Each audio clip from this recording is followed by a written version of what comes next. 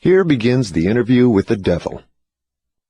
I have uncovered the secret code by which I can pick up your thoughts. I have come to ask you some very plain questions. I demand that you give me direct and truthful answers. Are you ready for the interview, Mr. Devil? Yes, I am. But you must address me with more respect. During this interview, you will address me as Your Majesty.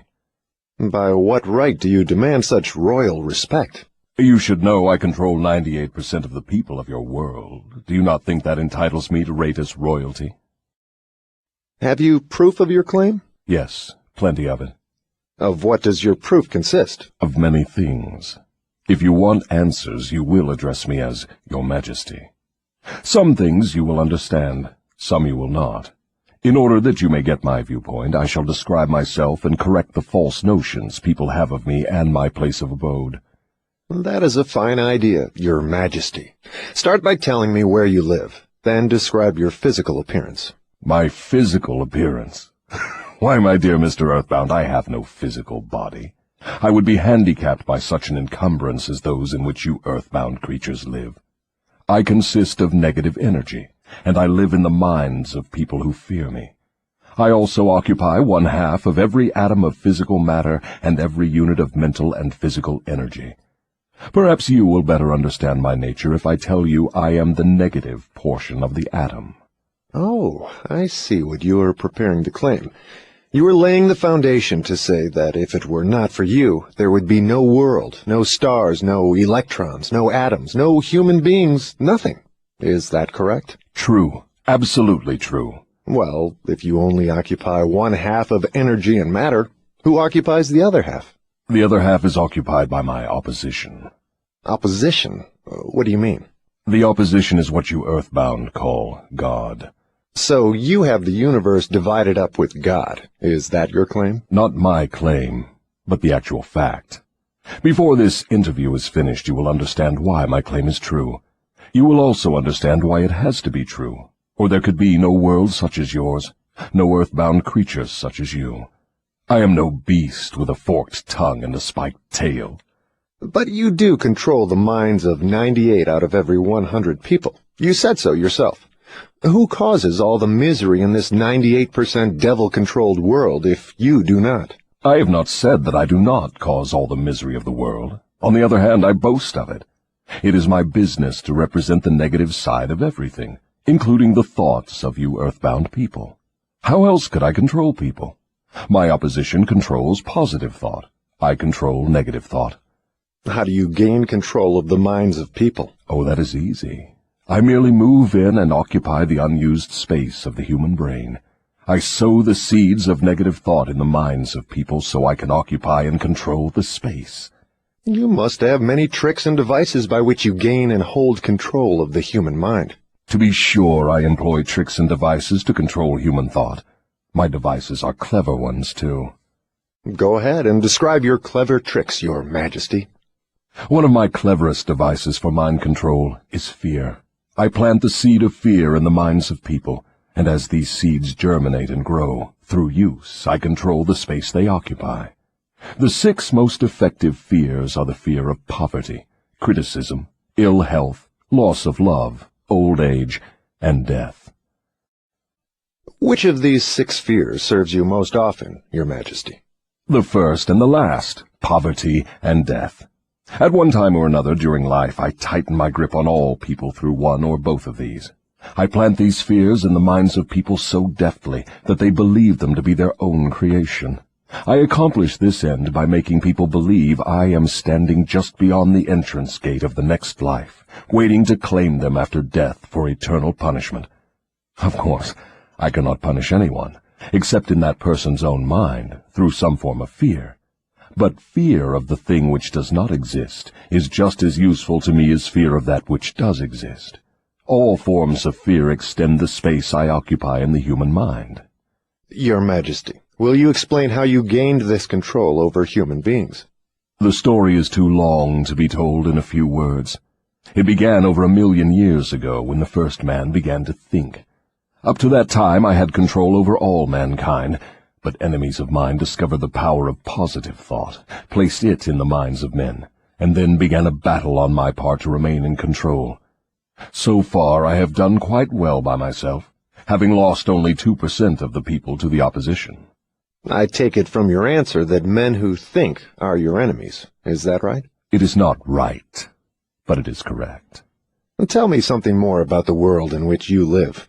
I live wherever I choose. Time and space do not exist for me.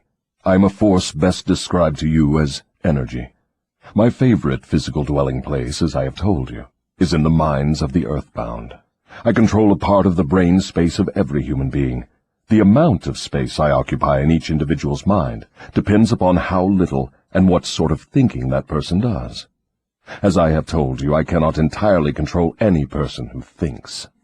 You speak of your opposition. Just what do you mean by that? My opponent controls all the positive forces of the world, such as love, faith, hope, and optimism. My opponent also controls the positive factors of all natural law throughout the universe, the forces which keep the earth and the planets and all the stars balanced in their courses. But these forces are meek in comparison with those which operate in the human mind under my control. You see, I do not seek to control stars and planets. I prefer the control of human minds. Where did you acquire your power, and by what means do you add to it? I add to my power by appropriating the mind power of the earthbound as they come through the gate at the time of death. 98 out of every 100 who come back to my plane from the earth plane are taken over by me, and their mind power is added to my being. I get all who come over with any form of fear. You see, I am constantly at work, preparing the minds of people before death, so I can appropriate them when they come back to my plane. Will you tell me how you go about your job of preparing human minds so you can control them? I have countless ways of gaining control of human minds while they are still on the earth plane. My greatest weapon is poverty. I deliberately discourage people from accumulating material wealth because poverty discourages men from thinking and makes them easy prey for me. My next best friend is ill health. An unhealthy body discourages thinking. Then I have countless thousands of workers on earth who aid me in gaining control of human minds. I have these agents placed in every calling. They represent every race and creed, every religion. Who are your greatest enemies on earth, Your Majesty? All who inspire people to think and act on their own initiative are my enemies. Such men as Socrates, Confucius, Voltaire, Emerson, Thomas Paine, and Abraham Lincoln. And you are not doing me any good either. Is it true that you use men who have great wealth? As I have already told you, poverty is always my friend because it discourages independence of thought and encourages fear in the minds of men. Some wealthy men serve my cause, while others do me great damage, depending on how the wealth is used. The great Rockefeller fortune, for example, is one of my worst enemies. That is interesting, Your Majesty. Will you tell me why you fear the Rockefeller fortune more than others? The Rockefeller money is being used to isolate and conquer diseases of the physical body in all parts of the world. Disease has always been one of my most effective weapons. The fear of ill health is second only to the fear of poverty. The Rockefeller money is uncovering new secrets of nature in 100 different directions, all of which are designed to help men take and keep possession of their own minds. It is encouraging new and better methods of feeding, clothing, and housing people. It is wiping out the slums in the large cities, the places where my favorite allies are found. It is financing campaigns for better government and helping to wipe out dishonesty in politics. It is helping to set higher standards in business practice and encouraging businessmen to conduct business by the golden rule, and that is not doing my cause any good. What about these boys and girls who are said to be on the road to hell? Are you in control of them? Well, I can answer that question only with yes and no. I have corrupted the minds of the young by teaching them to drink and smoke, but they have me baffled through their tendency to think for themselves. You say you have corrupted the minds of the young people with liquor and cigarettes. I can understand how liquor might destroy the power of independent thought, but do not see what cigarettes have to do with helping your cause. You may not know it, but cigarettes break down the power of persistence. They destroy the power of endurance. They destroy the ability to concentrate. They deaden and undermine the imaginative faculty, and help in other ways to keep people from using their minds most effectively. Do you know I have millions of people, young and old of both sexes, who smoke 2 packages of cigarettes a day? That means I have millions of people who are gradually destroying their power of resistance. One day I shall add to their habit of cigarette smoking other thought-destroying habits, until I shall have gained control of their minds. Habits come in pairs, triplets, and quadruplets. Any habit which weakens one's willpower invites a flock of its relatives to move in and take possession of the mind. The cigarette habit not only lowers the power of resistance and discourages persistence, but it invites looseness in other human relationships. I never thought that cigarettes were a tool of destruction, Your Majesty, but your explanation throws a different light on the subject. How many converts to the habit do you now claim? I am proud of my record. Millions are now victims, and the number is increasing daily. Soon I shall have most of the world indulging in the habit. In thousands of families I now have followers of the habit, including every member of the family. Very young boys and girls are beginning to take up the habit. They are learning how to smoke by observing their parents and older brothers and sisters. Which do you consider to be your greater tool for gaining control of human minds, cigarettes or liquor? Without hesitation, I would say cigarettes. Once I get a young person to join my 2-package-a-day club, I have no trouble in inducing that person to take on the habit of liquor, overindulgence of sex, and all other related habits which destroy independence of thought and action. Your Majesty, when I began this interview, I had you all wrong. I thought you were a fraud and a fake, but I see now that you are quite real and very powerful. Your apology is accepted, but you need not have bothered. Millions of people have questioned my power, and I got most of them at the gate as they came over. I ask no person to believe in me. I prefer that people fear me. I am no beggar. I take what I want by cleverness and force. Begging people to believe is the business of my opposition, not mine. Your Majesty will please pardon my rudeness, but I would not be able to look myself in the face again if I did not tell you, here and now, that you are the damnedest fiend ever to be turned loose on innocent people. I always had the wrong conception of you. I thought you were kind enough to let people alone while they were living, that you merely tortured their souls after death. Now I learn from your own brazen confession that you destroy their right to freedom of thought and cause them to go through a living hell on earth. What do you have to say to that? I get what I want by exercising self-control. It is not so good for my own business, but I suggest you emulate me instead of criticizing me. You call yourself a thinker, and you are. Otherwise you would never have forced this interview on me. But you will never be the sort of thinker that frightens me unless you gain and exercise greater control over your own emotions. Let us get away from personalities. I came here to learn more about you, not to discuss myself. Please go ahead and tell me of the many tricks you have devised for gaining control of the human mind. What is your most powerful weapon just now? That is a difficult question to answer. I have so many devices for entering human minds and controlling them that it is difficult to say which are the most powerful. Right at the moment I am trying to bring about another world war. My friends here in Washington are helping me to involve America in the war. If I can start the world to killing on a wholesale basis, I shall be able to put into operation my favorite device for mind control. It is what you call mass fear.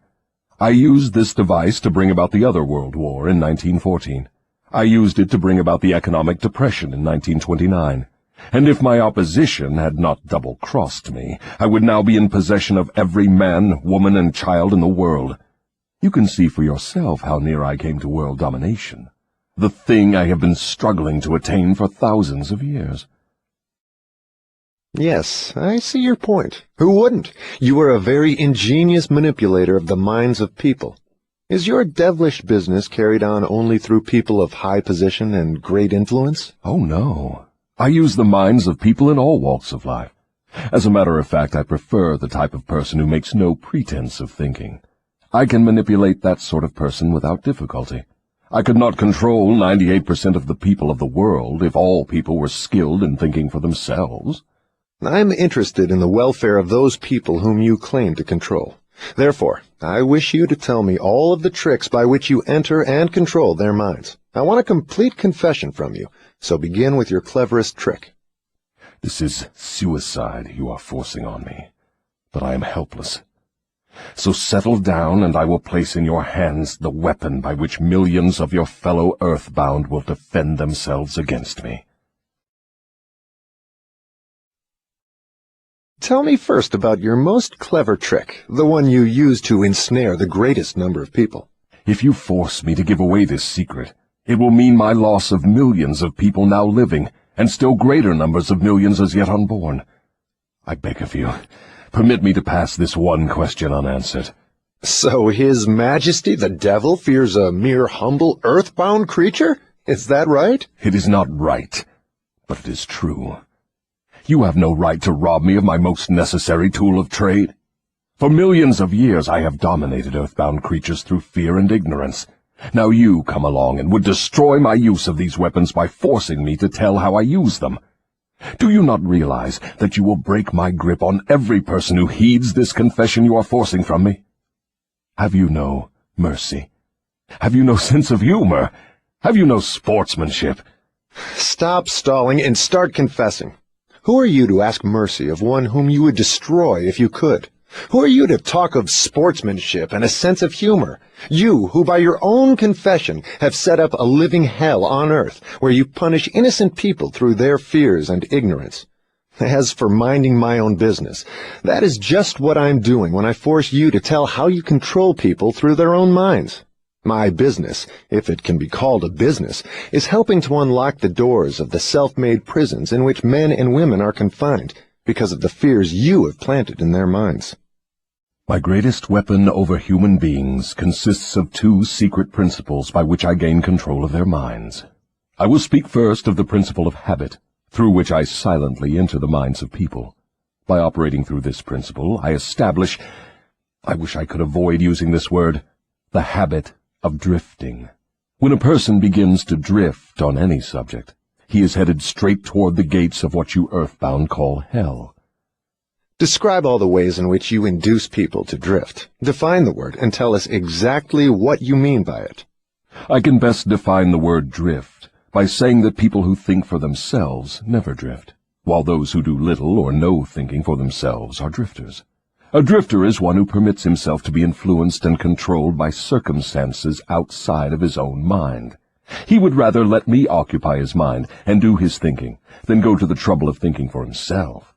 A drifter is one who accepts whatever life throws in his way without making a protest or putting up a fight. He doesn't know what he wants from life and spends all of his time getting just that. A drifter has lots of opinions, but they are not his own. Most of them are supplied by me. A drifter is one who is too lazy mentally to use his own brain. That is the reason I can take control of people's thinking and plant my own ideas in their minds. I think I understand what a drifter is. Tell me the exact habits of people by which you induce them to drift through life. Start by telling me when and how you first gained control of a person's mind. My control over the mind of a human being is obtained while the person is young. Sometimes I lay the foundation for my control of a mind before the owner of it is born, by manipulating the minds of that person's parents. Sometimes I go further back than this and prepare people for my control through what you earthbound call physical heredity. You see, therefore, I have two approaches to the mind of a person. Yes. Go on, and describe these two doors by which you enter and control the minds of human beings. As I have stated, I help to bring people into your world with weak brains by giving to them before birth as many as possible of the weaknesses of their ancestors. You call this principle physical heredity. After people are born, I make use of what you earthbound call environment as a means of controlling them. This is where the principle of habit enters. The mind is nothing more than the sum total of one's habits. One by one, I enter the mind and establish habits, which lead finally to my absolute domination of the mind. Tell me of the most common habits by which you control the minds of people. That is one of my cleverest tricks. I enter the minds of people through thoughts which they believe to be their own. Those most useful to me are fear, superstition, avarice, greed, lust, revenge, anger, vanity, and plain laziness. Through one or more of these I can enter any mind, at any age. But I get my best results when I take charge of a mind while it is young, before its owner has learned how to close any of these 9 doors. Then I can set up habits which keep the doors ajar forever. I'm catching on to your methods. Now, let us go back to the habit of drifting. Tell us all about that habit, since you say it is your cleverest trick in controlling the minds of people. As I said before, I start people drifting during their youth. I induce them to drift through school without knowing what occupation they wish to follow in life. Here I catch the majority of people. Habits are related. Drift in one direction and soon you will be drifting in all directions. I also use environmental habits to give me a definite grip on my victims. I see. You make it your business to train children in the habit of drifting by inducing them to go through school without aim or purpose. Now, tell me of some of your other tricks with which you cause people to become drifters. Well, my second best trick in developing the habit of drifting is one that I put into operation with the aid of parents and public school teachers and religious instructors. I warn you not to force me to mention this trick. Do not disclose this trick. If you do so, you will be hated by my co-workers who help me use this trick. If you publish this confession in book form, your book will be barred from the public schools. It will be blacklisted by most of the religious leaders. It will be hidden from children by many parents. The newspapers will not dare to give reviews of your book. Millions of people will hate you for writing the book. In fact, no one will like you or your book except those who think, and you know how very few there are of this sort. My advice to you is to let me skip the description of my second best trick. So, for my own good, you wish to withhold the description of your second best trick. No one will like my book except those who think, eh? Very well, go ahead and answer. You'll regret this, Mr. Earthbound, but the joke is on you. By this mistake of yours, you will divert attention from me to yourself. My co-workers, of whom there are millions, will forget about me and hate you for uncovering my methods. Never mind about me. Tell me all about this second best trick of yours with which you induce people to drift with you to hell. My second best trick is not second at all. It is first. It is first because without it I never could gain control of the minds of the youths. Parents, school teachers, religious instructors, and many other adults unknowingly serve my purpose by helping me to destroy in children the habit of thinking for themselves. They go about their work in various ways, never suspecting what they are doing to the minds of children or the real cause of the children's mistakes. I can hardly believe you, Your Majesty. I've always believed that children's best friends were those closest to them, their parents, their school teachers, and their religious instructors. Where would children go for dependable guidance if not to those who have charge of them?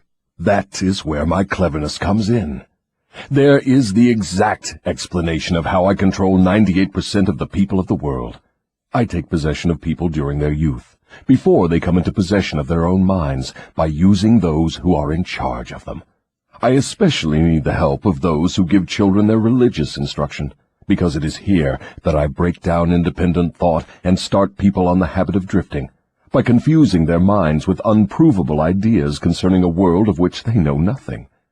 It is here also that I plant in the minds of children the greatest of all fears, the fear of hell. I understand that it is easy for you to frighten children with threats of hell, but how do you continue to make them fear you and your hell after they grow up and learn to think for themselves? Children grow up, but they do not always learn to think for themselves. Once I capture the mind of a child through fear, I weaken that child's ability to reason and to think for himself, and that weakness goes with the child all through life. Is that not taking unfair advantage of a human being by contaminating his mind before he comes into full possession of it? Everything is fair that I can use to further my ends. I have no foolish limitations of right and wrong. Might is right with me. I use every known human weakness to gain and keep control of the human mind. I understand your devilish nature. Now, let us get back to further discussion of your methods of inducing people to drift to hell here on earth. From your confession, I see that you take charge of children while their minds are young and pliable. Tell me more of how you use parents, teachers, and religious leaders to ensnare people into drifting. One of my favorite tricks is to coordinate the efforts of parents and religious instructors, so they work together in helping me to destroy the children's power to think for themselves. I use many religious instructors to undermine the courage and power of independent thought of children by teaching them to fear me. But I use parents to aid the religious leaders in this great work of mine. How do parents help religious leaders destroy their children's power to think for themselves? I never heard of such a monstrosity. I accomplish this through a very clever trick. I cause the parents to teach their children to believe as the parents do in connection with religion, politics, marriage, and other important subjects. In this way, as you can see, when I gain control of the mind of a person, I can easily perpetuate the control by causing that person to help me fasten it upon the minds of his offspring. In what other ways do you use parents to convert children into drifters? I cause children to become drifters by following the example of their parents, most of whom I have already taken over and bound eternally to my cause. In some parts of the world I gain mastery over children's minds and subdue their willpower in exactly the same way that men break and subdue animals of lower intelligence. It makes no difference to me how a child's will is subdued, as long as it fears something. I will enter its mind through that fear and limit the child's power to think independently. It seems that you go out of your way to keep people from thinking. Yes, accurate thought is death to me. I cannot exist in the minds of those who think accurately. I do not mind people thinking, as long as they think in terms of fear, discouragement, hopelessness, and destructiveness. When they begin to think in constructive terms of faith, courage, hope, and definiteness of purpose, they immediately become allies of my opposition, and are therefore lost to me. I'm beginning to understand how you gain control of the minds of children through the help of their parents and religious instructors, but I do not see how the school teachers help you in this damnable work. School teachers help me gain control of the minds of children, not so much by what they teach the children, as because of what they do not teach them. The entire public school system is so administered that it helps my cause by teaching children almost everything except how to use their own minds and think independently. I live in fear that someday some courageous person will reverse the present system of school teaching and deal my cause a death blow by allowing the students to become the instructors, using those who now serve as teachers only as guides to help the children establish ways and means of developing their own minds from within. When that time comes, the school teachers will no longer belong to my staff. I was under the impression that the purpose of all schooling was to help children to think. That may be the purpose of schooling, but the system in most of the schools of the world does not carry out the purpose. School children are taught not to develop and use their own minds, but to adopt and use the thoughts of others. This sort of schooling destroys the capacity for independent thought, except in a few rare cases where the children rely so definitely upon their own willpower that they refuse to allow others to do their thinking. Accurate thought is the business of my opposition, not mine. What relationship, if any, has your opposition with the homes, the churches, and the schools? Your reply to this question should be interesting. Here is where I make use of some more of my clever tricks. I cause it to appear that everything done by the parents, the school teachers, and the religious instructors is being done by my opposition. This diverts attention from me, while I manipulate the minds of the young. When religious instructors try to teach children the virtues of my opposition, they generally do so by frightening them with my name. That is all I ask of them. I kindle the flame of fear into proportions which destroy the child's power to think accurately. In the public schools, the teachers further my cause by keeping the children so busy cramming non-essential information into their minds, they have no opportunity to think accurately or to analyze correctly the things their instructors teach them. Do you claim for your cause all those who are bound by the habit of drifting? No. Drifting is only one of my tricks through which I take over the power of independent thought. Before a drifter becomes my permanent property, I must lead him on and ensnare him with another trick. I will tell you about this other trick after I finish describing my methods of converting people into drifters. Do you mean you have a method by which you can cause people to drift so far away from self-determination that they can never save themselves? Yes, a definite method, and it is so effective it never fails. Do I understand you to claim your method is so powerful your opposition cannot reclaim those whom you have permanently ensnared through drifting? I claim just that. Do you think I would control so many people if my opposition could prevent me? Nothing can stop me from controlling people except people themselves. Nothing can stop me except the power of accurate thought. People who think accurately do not drift on any subject. They recognize the power of their own minds. Moreover, they take over that power and yield it to no person or influence. Go ahead and tell me more of the methods by which you cause people to drift to hell with you. I cause people to drift on every subject through which I can control independent thought and action. Take the subject of health, for example. I cause most people to eat too much food, and the wrong sort of food. This leads to indigestion and destroys the power of accurate thought. If the public schools and the churches taught children more about proper eating, they would do my cause irreparable damage.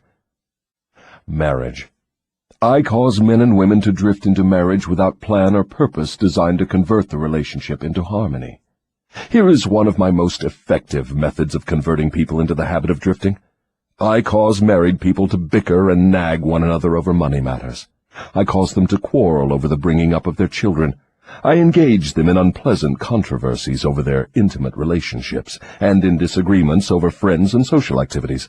I keep them so busy finding fault with one another that they never have time to do anything else long enough to break the habit of drifting. Occupation. I teach people to become drifters by causing them to drift out of school into the first job they can find, with no definite aim or purpose except to make a living. Through this trick, I keep millions of people in fear of poverty all their lives. Through this fear, I lead them slowly but surely onward until they reach the point beyond which no individual ever has broken the drifting habit. Savings. I cause people to spend freely and to save sparingly, or not at all, until I take complete control of them through their fear of poverty. Environment. I cause people to drift into inharmonious and unpleasant environments in the home, in their places of occupation, in their relationship with relatives and acquaintances, and to remain there until I claim them through the habit of drifting. Dominating thoughts. I cause people to drift into the habit of thinking negative thoughts. This leads to negative acts, and involves people in controversies and fills their minds with fears, thus paving the way for me to enter and control their minds. When I move in, I do so by appealing to people through negative thoughts, which they believe to be their own. I plant the seeds of negative thought in the minds of people through the pulpit, the newspapers, the moving pictures, the radio, and all other popular methods of appeal to the mind. I cause people to allow me to do their thinking for them, because they are too lazy and too indifferent to think for themselves. I conclude from what you say that drifting and procrastination are the same. Is that true? Yes, that is correct. Any habit which causes one to procrastinate, to put off reaching a definite decision, leads to the habit of drifting. Is man the only creature who drifts? Yes. All other creatures move in response to definite laws of nature. Man alone defies nature's laws and drifts when he wills. Everything outside the minds of men is controlled by my opposition, by laws so definite that drifting is impossible. I control the minds of men solely because of their habit of drifting, which is only another way of saying that I control the minds of men only because they neglect or refuse to control and use their own minds. This is getting to be pretty deep stuff for a mere human being. Let us get back to the discussion of something less abstract. Please tell me how this drifting habit affects people in the everyday walks of life, and tell me in terms the average person can understand. I would prefer to keep this interview up among the stars. No doubt you would. That would save you from being exposed. But let us come back to Earth. Tell me now what drifting is doing to us as a nation here in the United States. Frankly, I may as well tell you that I hate the United States as only the devil can hate. That is interesting. What is the cause of this hatred? The cause was born on July 4, 1776, when 56 men signed a document which destroyed my chances of controlling the nation. You know that document as the Declaration of Independence. Had it not been for the influence of that damnable document, I would now have a dictator running the country, and I would stop this right to free speech and independent thought that is threatening my rule on earth. Am I to understand from what you say that nations controlled by self-appointed dictators belong in your camp? There are no self-appointed dictators. I appoint them all. Moreover, I manipulate them and direct them in their work. Nations run by my dictators know what they want and take it by force. Look what I have done through Mussolini in Italy. Look what I am doing through Hitler in Germany. Look what I am doing through Stalin in Russia. My dictators run those nations for me because the people have been subdued through the habit of drifting. My dictators do no drifting. That is why they rule for me the millions of people under their control. What would happen if Mussolini, Stalin, and Hitler turned traitors and disavowed you and your rule? That will not happen because I have them too well bribed. I am paying each of them with the sop of his own vanity, by making him believe he is acting on his own account. That is another trick of mine. Let us come back to the United States and learn something of what you are doing to convert people into the habit of drifting. Right now I am paving the way for a dictatorship by sowing the seeds of fear and uncertainty in the minds of the people. Through whom are you carrying on your work? Mainly through the president. I am destroying his influence with the people by causing him to drift on the question of a working agreement between employers and their employees. If I can induce him to drift for another year, he will be so thoroughly discredited I can hand over the country to a dictator. If the president continues to drift, I will paralyze personal freedom in the United States, just as I destroyed it in Spain, Italy, Germany, and England. What you say leads me to the conclusion that drifting is a weakness which inevitably ends in failure, whether among individuals or nations. Is that your claim? Drifting is the most common cause of failure in every walk of life. I can control anyone whom I can induce to form the habit of drifting on any subject. The reason for this is twofold. First, the drifter is just so much putty in my hands, to be molded into whatever pattern I choose, because drifting destroys the power of individual initiative. Second, the drifter cannot get help from my opposition, because the opposition is not attracted to anything so soft and useless. Is that why a few people are wealthy, while the majority of people are poor? That is exactly the reason. Poverty, like physical illness, is a contagious disease. You find it always among the drifters, never among those who know what they want and are determined to get just that. It may mean something to you when I call your attention to the fact that the non-drifters, whom I do not control, and those who possess most of the wealth of the world, happen to be the same people. I have always understood that money was the root of all evil, that the poor and the meek would inherit heaven, while the wealthy would pass into your hands. What have you to say of that claim? Men who know how to get the material things of life generally know how to keep out of the hands of the devil as well. The ability to acquire things is contagious. Drifters acquire nothing except that which no one else wants. If more people had definite aims and stronger desires for material and spiritual riches, I would have fewer victims. I assume, from what you say, that you do not claim fellowship with the industrial leaders. Evidently, they are not friends of yours? Friends of mine. I'll tell you what sort of friends of mine they are. They have belted the entire country with good roads, thus bringing into close communion the people of both city and country. They have converted ores into steel, with which they have built the skeletons of great skyscrapers. They have harnessed electrical power and converted it into 1,000 uses, all designed to give man time to think. They have provided through the automobile personal transportation to the humblest citizen, thus giving to everyone the freedom of travel. They have provided every home with instantaneous news of what is happening in all parts of the world through the aid of the radio. They have reared libraries in every city, town, and hamlet, and have filled them with books, giving to all who read a complete outline of the most useful knowledge mankind has gathered from his experiences. They have given the humblest citizen the right to express his own opinion on any subject, at any time, anywhere, without fear of molestation.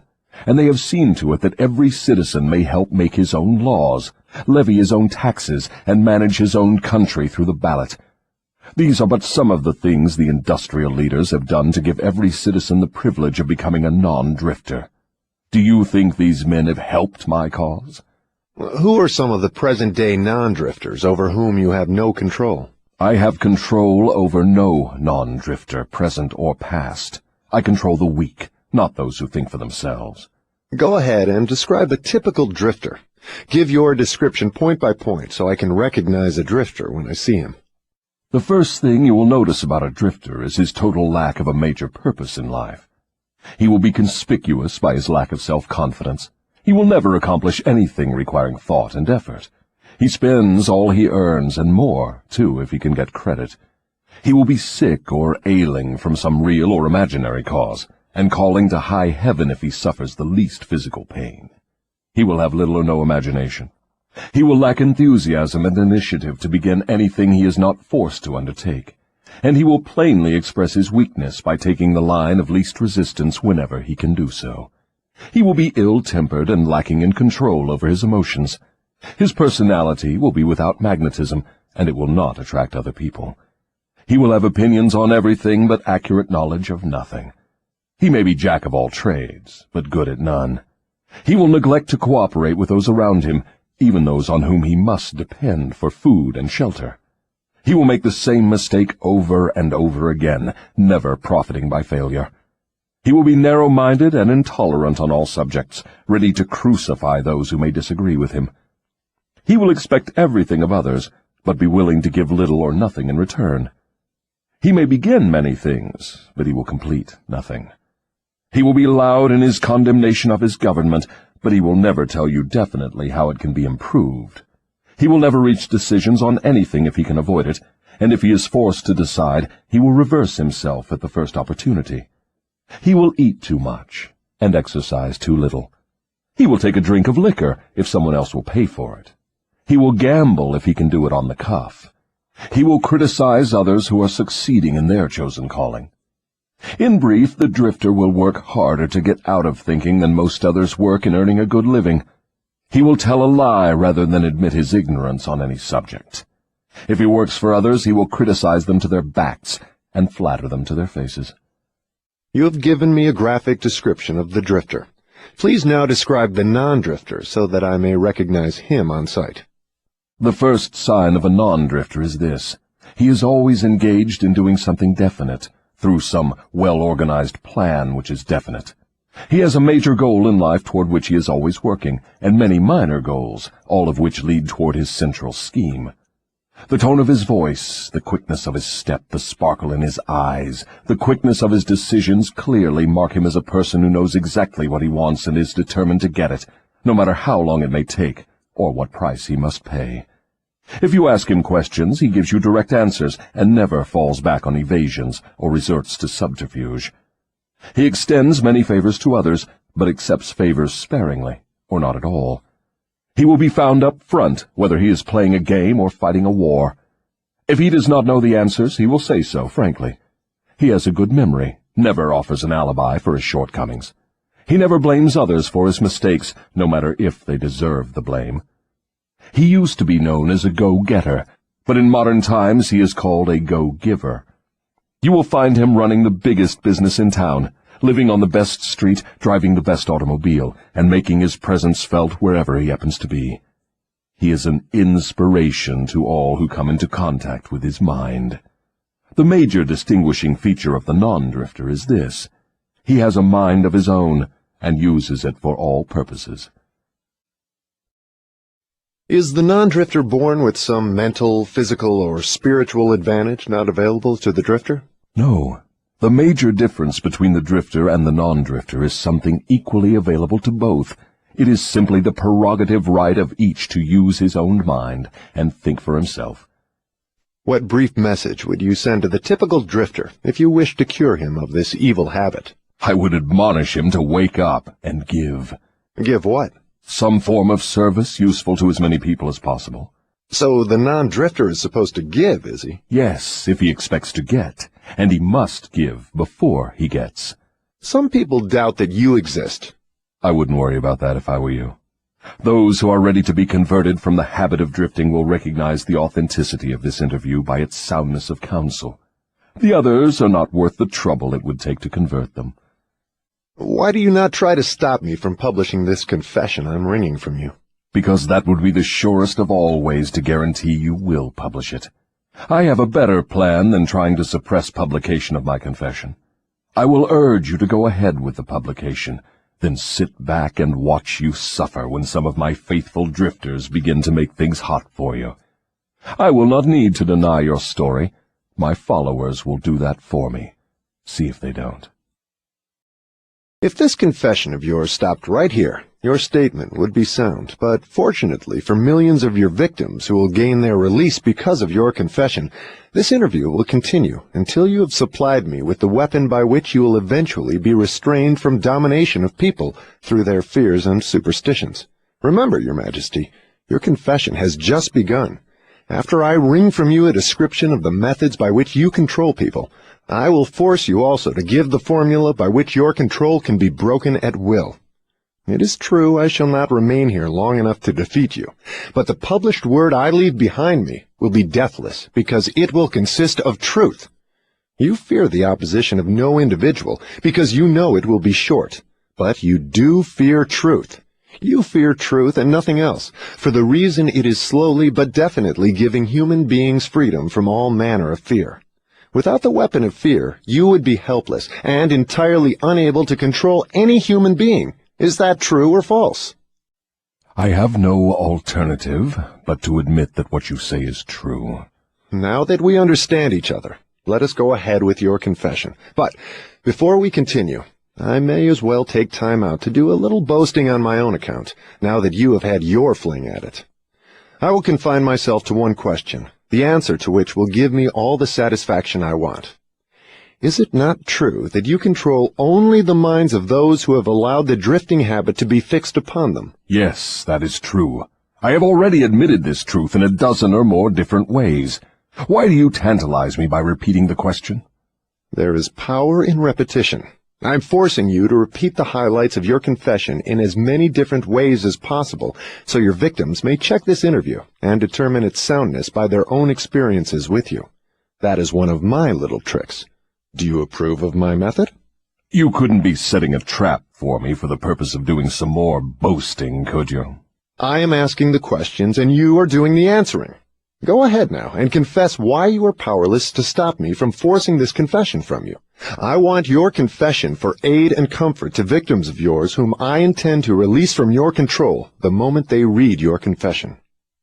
I am powerless to influence or control you, because you have found the secret approach to my kingdom. You know that I exist only in the minds of people who have fears. You know that I control only the drifters who neglect to use their own minds. You know that my hell is here on earth, and not in the world that comes after death. And you know also that drifters supply all the fire I use in my hell. You know that I am a principle or form of energy which expresses the negative side of matter and energy, and that I am not a person with a forked tongue and a spiked tail. You have become my master because you have mastered all your fears. Lastly, you know that you can release all of my earthbound victims whom you contact, and this definite knowledge is the blow with which you will deal me the greatest damage. I cannot control you because you have discovered your own mind, and you have taken charge of it. There now, Mr. Earthbound, that confession should feed your vanity to the bursting point. That last dart was unnecessary. Knowledge of the sort I have used to master you does not contaminate itself with vulgar indulgence and vanity. Truth is the one and only thing in the world that can stand ridicule. Now let us continue with your confession. What is wrong with the principle of flattery? You use it, do you not? Do I use it? Man alive, flattery is one of my most useful weapons. With this deadly instrument I slay the big ones and the little ones. Your admission interests me. Go ahead now and tell me how you make use of flattery. I make use of it in so many ways it is difficult to know where to begin. I warn you, before I answer in detail, that publishing my answers will bring down an avalanche of ridicule on your head for bringing up the question. I'll take the responsibility. Proceed. Well, I may as well here admit that you have stumbled onto the major secret of how I convert people to the habit of drifting. That is a startling admission. Go ahead with your confession, and stick strictly to this subject of flattery. No more side remarks and no more facetiousness for the present. Tell me all about your use of flattery in gaining control over people. Flattery is a bait of incomparable value to all who wish to gain control over others. It has powerful pulling qualities because it operates through two of the most common human weaknesses, vanity and egotism. There is a certain amount of vanity and egotism in everyone. In some people, these qualities are so pronounced, they literally serve as a rope by which one may be bound. The best of all ropes is flattery. Flattery is the chief bait through which men seduce women. Sometimes, in fact, frequently, women use the same bait to gain control of men, especially men who cannot be mastered through sex appeal. I teach its use to both men and women. Flattery is the chief bait with which my agents weave their way into the confidence of people from whom they procure information needed to carry on warfare. Wherever anyone stops to feed his vanity on flattery, I move in and begin to build another drifter. Non-drifters are not easily flattered. I inspire people to use flattery in every human relationship where its use is possible, because those who are influenced by it become easy victims of the drifting habit.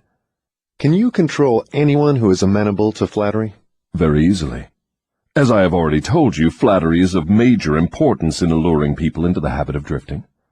At what age are people most susceptible to flattery? Age has nothing to do with one's susceptibility to flattery. People respond to it in one way or another from the time they become conscious of their own existence until they die.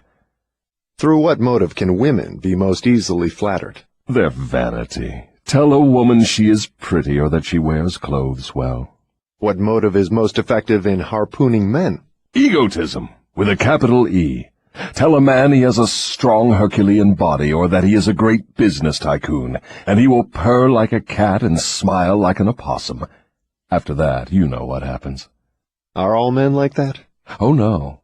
2 out of every 100 have their egotism so thoroughly under control that even an expert flatterer couldn't get under their skins with a double-edged butcher knife. How does a cunning woman apply her art of flattery in attracting men? Great heavens, man, do I have to draw a picture of her method for you? Have you no imagination? Oh, yes, I have imagination enough, Your Majesty. But I'm thinking of the poor dupes of the world who need to understand the exact technique with which they may be flattered into the habit of drifting. Go on and tell us how a woman can harpoon rich and presumably smart men. This is a devilish trick to play on women, but since you demand the information, I am helpless to withhold it. Women influence men through a technique consisting first of ability to inject soft, cooing baby tones into their voices, and second, by closing their eyes into a half-closed position which registers hypnotism in connection with the flattery of men. Is that all there is to the business of flattery? No, that is only the technique. Then comes the motive a woman uses as a lure. The type of woman you perhaps have in mind never sells a man herself or anything she can give him. Instead, she sells him his own egotism. Is that all that women use when they wish to flatter men? That is the most effective thing they use. It works when sex appeal fails. So I am to believe that big, strong, smart men can be wound up and manipulated through flattery just as if they were so much putty? Is that possible? Is it possible? It is happening every minute of the day. Moreover, unless they are non-drifters, the bigger they come, the harder they fall when the expert flatterer moves in on them. Tell me of some of your other tricks with which you cause people to drift in life. One of my most effective devices is failure. The majority of people begin to drift as soon as they meet with opposition, and not 1 out of 10,000 will keep on trying after failing 2 or 3 times. So it is your business to induce people to fail whenever you can. Is that correct? You have it right. Failure breaks down one's morale, destroys self-confidence, subdues enthusiasm, dulls imagination, and drives away definiteness of purpose. Without these qualities, no one can permanently succeed in any undertaking. The world has produced thousands of inventors with abilities superior to that of the late Thomas A. Edison, but these men have never been heard of, while the name of Edison will go marching on, because Edison converted failure into a stepping stone to achievement, while the others used it as an alibi for not producing results. Is the capacity to surmount failure without being discouraged one of Henry Ford's chief assets? Yes, and this same quality is the chief asset of every man who attains outstanding success in any calling. That statement covers lots of territory, Your Majesty. Do you not wish to modify it or tone it down a bit for the sake of accuracy? No modification is necessary, because the claim is none too broad. Search accurately into the lives of men and women who achieve enduring success, and you will find without exception that their success has been in exact proportion to the extent that they surmounted failure. The life of every successful person loudly acclaims that which every true philosopher knows. Every failure brings with it the seed of an equivalent success. But the seed will not germinate and grow under the influence of a drifter. It springs to life only when it is in the hands of one who recognizes that most failures are only temporary defeat, and who never, under any circumstances, accepts defeat as an excuse for drifting. If I understand you correctly, you claim there is virtue in failure. That does not seem reasonable. Why do you try to induce people to fail if there is virtue in failure? There is no inconsistency in my claims. The appearance of inconsistency is due to your lack of understanding. Failure is a virtue only when it does not lead one to quit trying and begin drifting. I induce as many people as I can to fail as often as possible, for the reason that not 1 out of 10,000 will keep on trying after failing 2 or 3 times.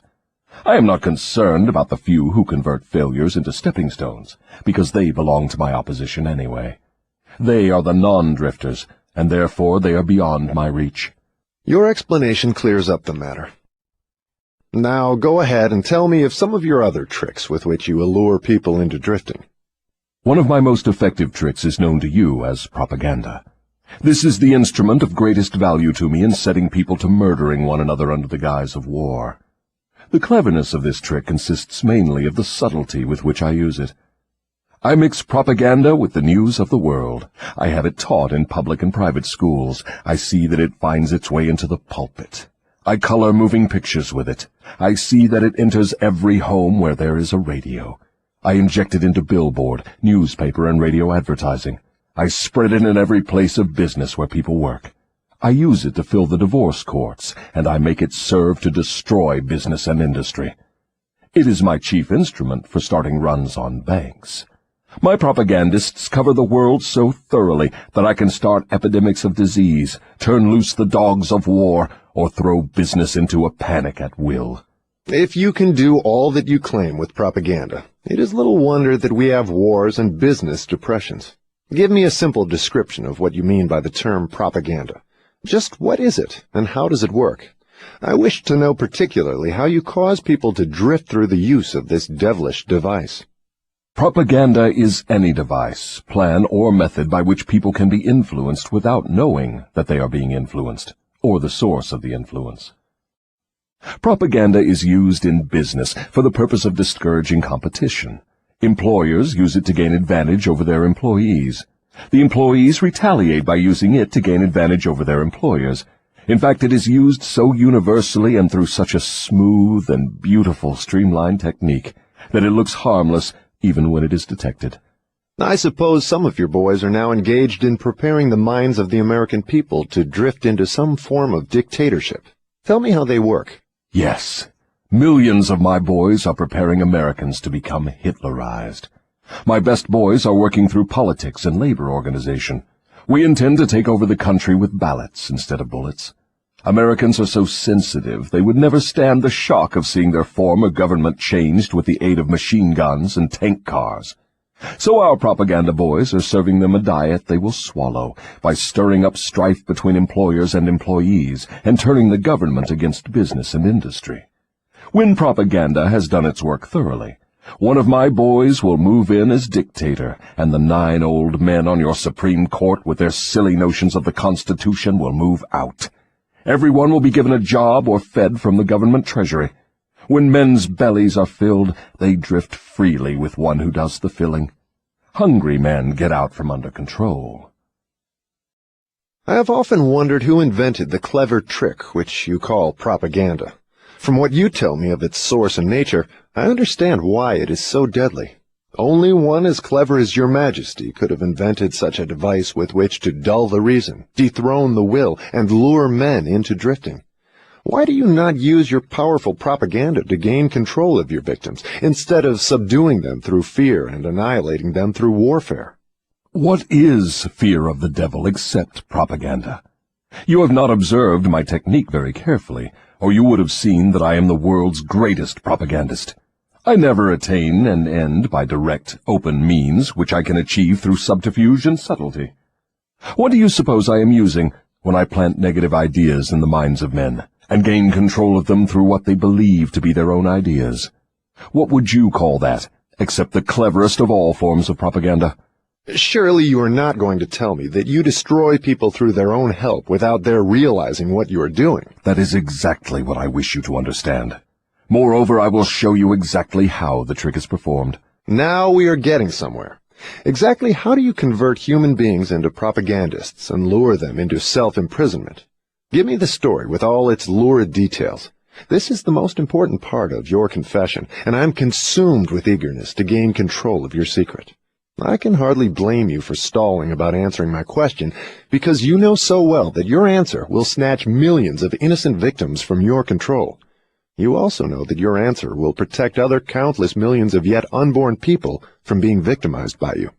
It is little wonder you are hedging about answering. Your deductions are correct.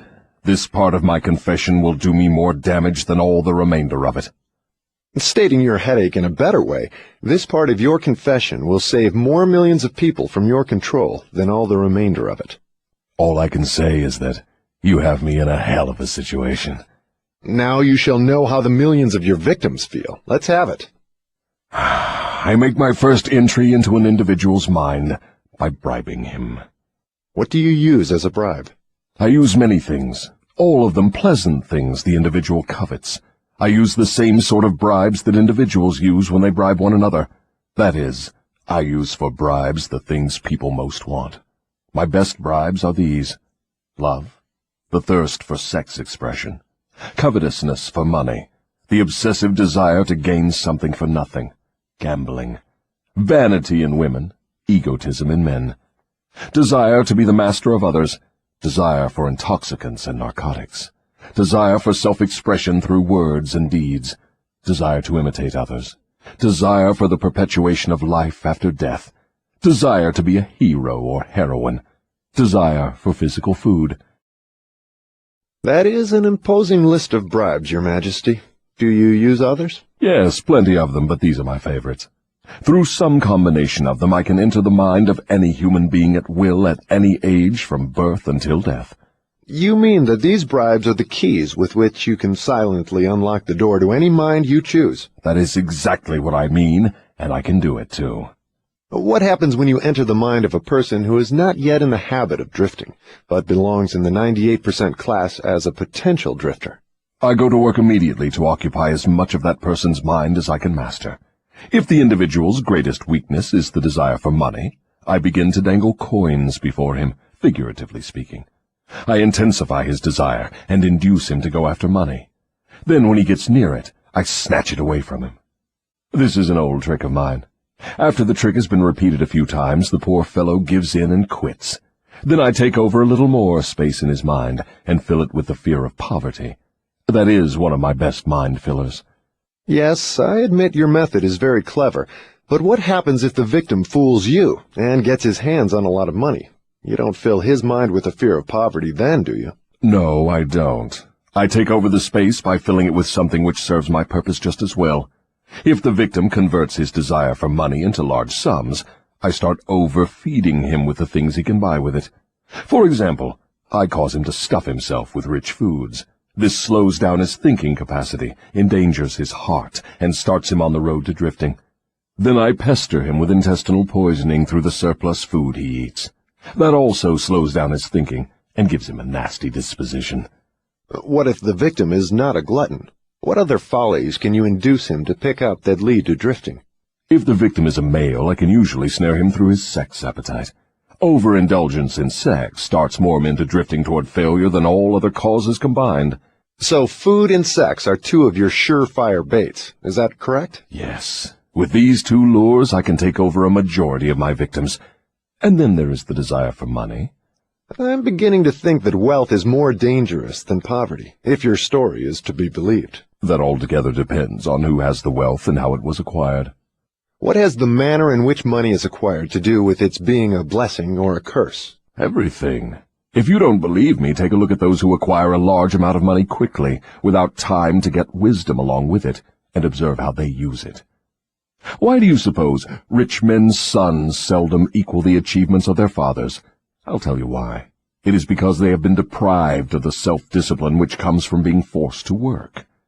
Look into the records of moving picture stars or athletes who suddenly find themselves in possession of big money and hero worship and praise from the public. Observe how quickly I move in and take them over in many cases, mainly through sex, gambling, food, and liquor. With these, I catch and control the biggest and the best of people as soon as they get their hands on big money. What about those who acquire money slowly, by rendering some form of useful service? Are they easily snared too? Oh, I get them all right, but I generally have to change my bait. Some of them want one thing and others want something else. Where my purpose is best served, I see to it that they get what they want most, but I manage to wrap in the package something they don't want. The thing I give them is the definite thing that makes them drifters. Do you see how I work?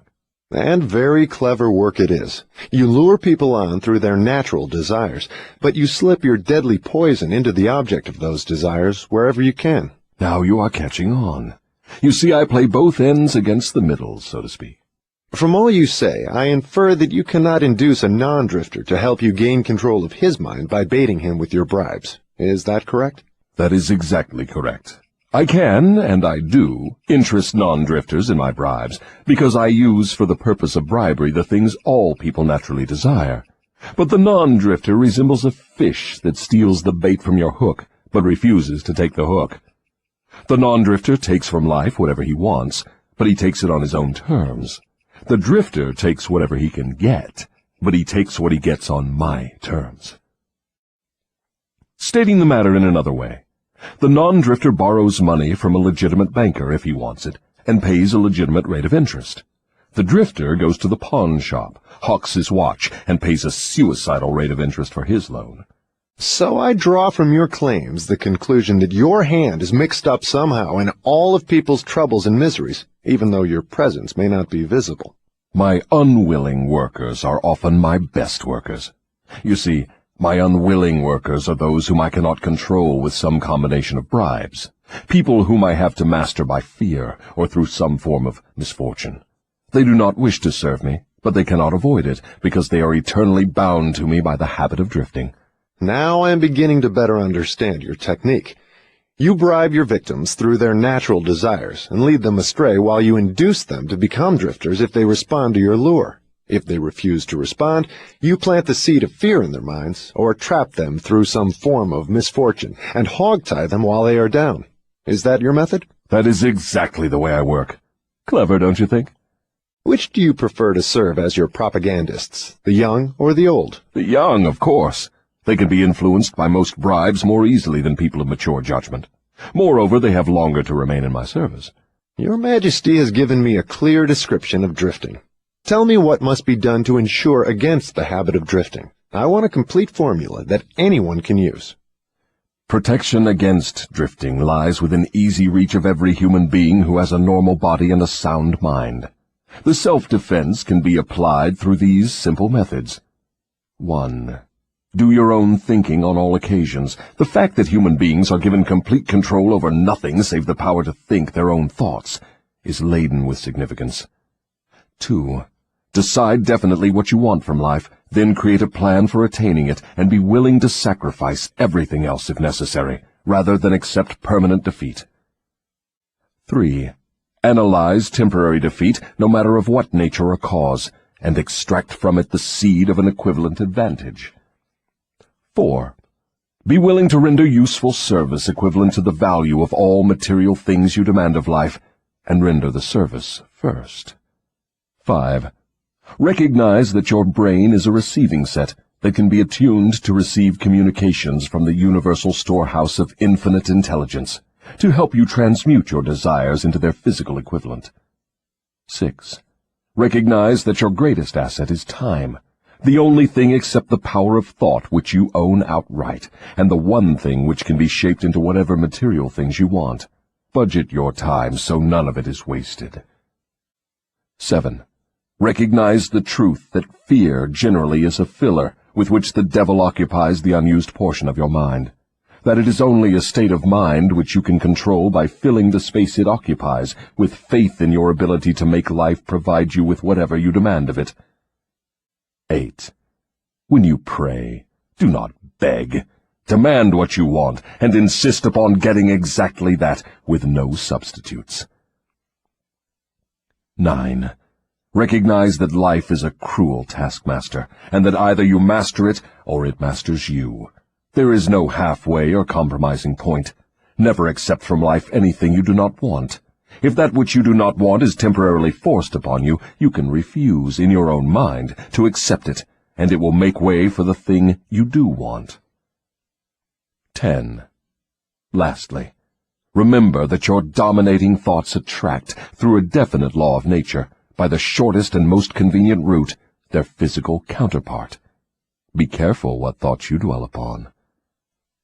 That list looks imposing. Give me a simple formula, combining all the 10 points. If you had to combine all 10 in one, what would it be? Be definite in everything you do and never leave unfinished thoughts in the mind. Form the habit of reaching definite decisions on all subjects. Can the habit of drifting be broken, or does it become permanent once it has been formed? The habit can be broken if the victim has enough willpower, providing it is done in time. There is a point beyond which the habit can never be broken. Beyond that point, the victim is mine. He resembles a fly that has been caught in a spider's web. He may struggle, but he cannot get out. Each move he makes entangles him more securely. The web in which I entangle my victims permanently is a law of nature not yet isolated by or understood by men of science. What is this mysterious law through which you take permanent control of people's bodies, even before you take over their souls? The whole world will want to know more about this law and how it operates. It will be hard to describe the law so you will understand it, but you may call it hypnotic rhythm. It is the same law through which people can be hypnotized. So you have the power to use the laws of nature as a web in which you bind your victims in eternal control. Is that your claim? That is not only my claim, it is the truth. I take over their minds and bodies even before they die whenever I can lure them or frighten them into hypnotic rhythm. What is hypnotic rhythm? How do you use it to gain permanent mastery over human beings? I will have to go back into time and space and give you a brief elementary description of how nature uses hypnotic rhythm. Otherwise, you will not be able to understand my description of how I use this universal law to control human beings. Go ahead, but keep your story confined to simple illustrations which come within the range of my own experience and knowledge of natural laws. Very well. I shall do my best. You, of course, know that nature maintains a perfect balance between all the elements and all the energy in the universe. You can see that the stars and the planets move with perfect precision, each one keeping its own place in time and space. You can see that the seasons of the year come and go with perfect regularity. You can see that an oak tree grows from an acorn, and a pine grows from the seed of its ancestor. An acorn never produces a pine, and a pine seed never produces an oak. These are simple things which anyone can understand. What one cannot see is the universal law through which nature maintains perfect balance throughout the myriad of universes. You, earthbound, caught a fragmentary glimpse of this great universal law when Newton discovered that it holds your earth in its position and causes all material objects to be attracted toward the center of the earth. He called the law gravitation. But he did not go far enough in his study of the law. If he had, he would have discovered that the same law which holds your earth in position and helps nature maintain a perfect balance over the 4 dimensions, in which all matter and energy are contained, is the web in which I entangle and control the minds of human beings. Tell me more of this astounding law of hypnotic rhythm. As I have already stated, there is a universal form of energy with which nature keeps a perfect balance between all matter and energy. She makes specialized use of this universal building material by breaking it up into different wavelengths. The breaking up process is carried on through habit. You will better understand what I am trying to convey if I compare it with the method by which one learns to play music. At first, the notes are memorized in the mind. Then they are related to one another through melody and rhythm. By repetition, the melody and rhythm become fixed in the mind. Observe how relentlessly the musician must repeat a tune before he masters it. Through repetition, the musical notes blend, and then you have music. Any impulse of thought that the mind repeats over and over through habit forms an organized rhythm. Undesirable habits can be broken, They must be broken before they assume the proportions of rhythm. Are you following me? Yes. Well, to continue, rhythm is the last stage of habit. Any thought or physical movement which is repeated over and over through the principle of habit finally reaches the proportion of rhythm. Then the habit cannot be broken, because nature takes it over and makes it permanent. It is something like a whirlpool in water. An object may keep floating indefinitely unless it is caught in a whirlpool. Then it is carried round and round, but it cannot escape. The energy with which people think may be compared with water in a river. So this is the way in which you take control of the minds of people, is it? Yes. All I have to do to gain control over any mind is to induce its owner to drift. Am I to understand that the habit of drifting is the major danger through which people lose their prerogative or privilege of thinking their own thoughts and shaping their own earthly destinations? That and much more. Drifting is also the habit through which I take over their souls after they give up their physical bodies. Then the only way a human being can be saved from eternal annihilation is by maintaining control over his own mind while he is on this earth. Is that true? You have stated the truth perfectly. Those who control and use their minds escape my web. I get all the others as naturally as the sun sets in the west. Is that all there is to the business of being saved from eternal annihilation? Doesn't what you call your opposition have anything to do with saving people? I can see that you do think very deeply. My opposition, the power you earthbound call God, has everything to do with the salvation of people from eternal annihilation. And for that reason it is my opposition who provides every human being with the privilege of using his own mind. If you use that power by maintaining control over your own mind, you become a part of it when you give up your physical body. If you neglect to use it, then I have the privilege of taking advantage of the neglect through the law of hypnotic rhythm. How much of a person do you take over when you gain control of him? Everything that is left after he ceases to control and use his own mind. In other words, when you gain control of a person, you take over all there is of his individuality up to the time that he quits using his own mind. Is that correct? That is how I operate. What do you do with people whom you control before death? Of what good are they to you while they live? I use them, or what is left of them after I take charge, as propagandists to help me prepare the minds of others to drift. You not only fool people into destroying their power to control their own minds, but you use them to help you trap others? Yes, I let no opportunity get away from me. Let us come back to the subject of hypnotic rhythm. Tell me more of how this law works. Show me how you use individuals to help you gain control over others. I want to know something of the most effective way you use hypnotic rhythm. Oh, that is easy. The thing I like best is to fill the minds of people with fear. Once I fill one's mind with fear, I have little trouble causing him to drift until I have entangled him in the web of hypnotic rhythm. What human fear best serves your purpose? The fear of death. Why is the fear of death your favorite weapon? Because no one knows, and by the very nature of the laws of the universe, no one can prove definitely what happens after death. This uncertainty frightens people out of their wits. People who give over their minds to fear, any sort of fear, neglect to use their minds and begin to drift. Eventually they drift into the whirlpool of hypnotic rhythm, from which they may never escape. Then you do not mind what religious leaders think or say of you when they speak of death? Not as long as they say something. If the churches should stop talking about me, my cause would receive a severe setback. Every attack made against me fixes the fear of me in the minds of all who are influenced by it. You see, opposition is the thing that keeps some people from drifting, providing they do not yield to it. Since you claim the churches help instead of hindering your cause, tell me what would give you cause to worry. My only worry is that someday a real thinker may appear on earth. What would happen if a thinker did appear? You ask me what would happen. I'll tell you what would happen. People would learn the greatest of all truths, that the time they spend in fearing something would, if reversed, give them all they want in the material world and save them from me after death. Isn't that worth thinking about? What is keeping such a thinker from appearing in the world? Fear of criticism. It may interest you to know that the fear of criticism is the only effective weapon I have with which to whip you. If you were not afraid to publish this confession after you wring it from me, I would lose my earthly kingdom. And if I did surprise you and publish it, how long would it be until you lost your kingdom? Just long enough for one generation of children to grow into understanding. You cannot take the adults from me. I have them too securely sewed up. But if you published this confession, it would be sufficient to keep me from gaining control of the yet unborn and those who have not yet reached the age of reason. You wouldn't dare publish what I have told you about the religious leaders. They would crucify you. I thought the savage practice of crucifixion went out of style 2,000 years ago. I don't mean crucifixion on a cross. I mean social and financial crucifixion.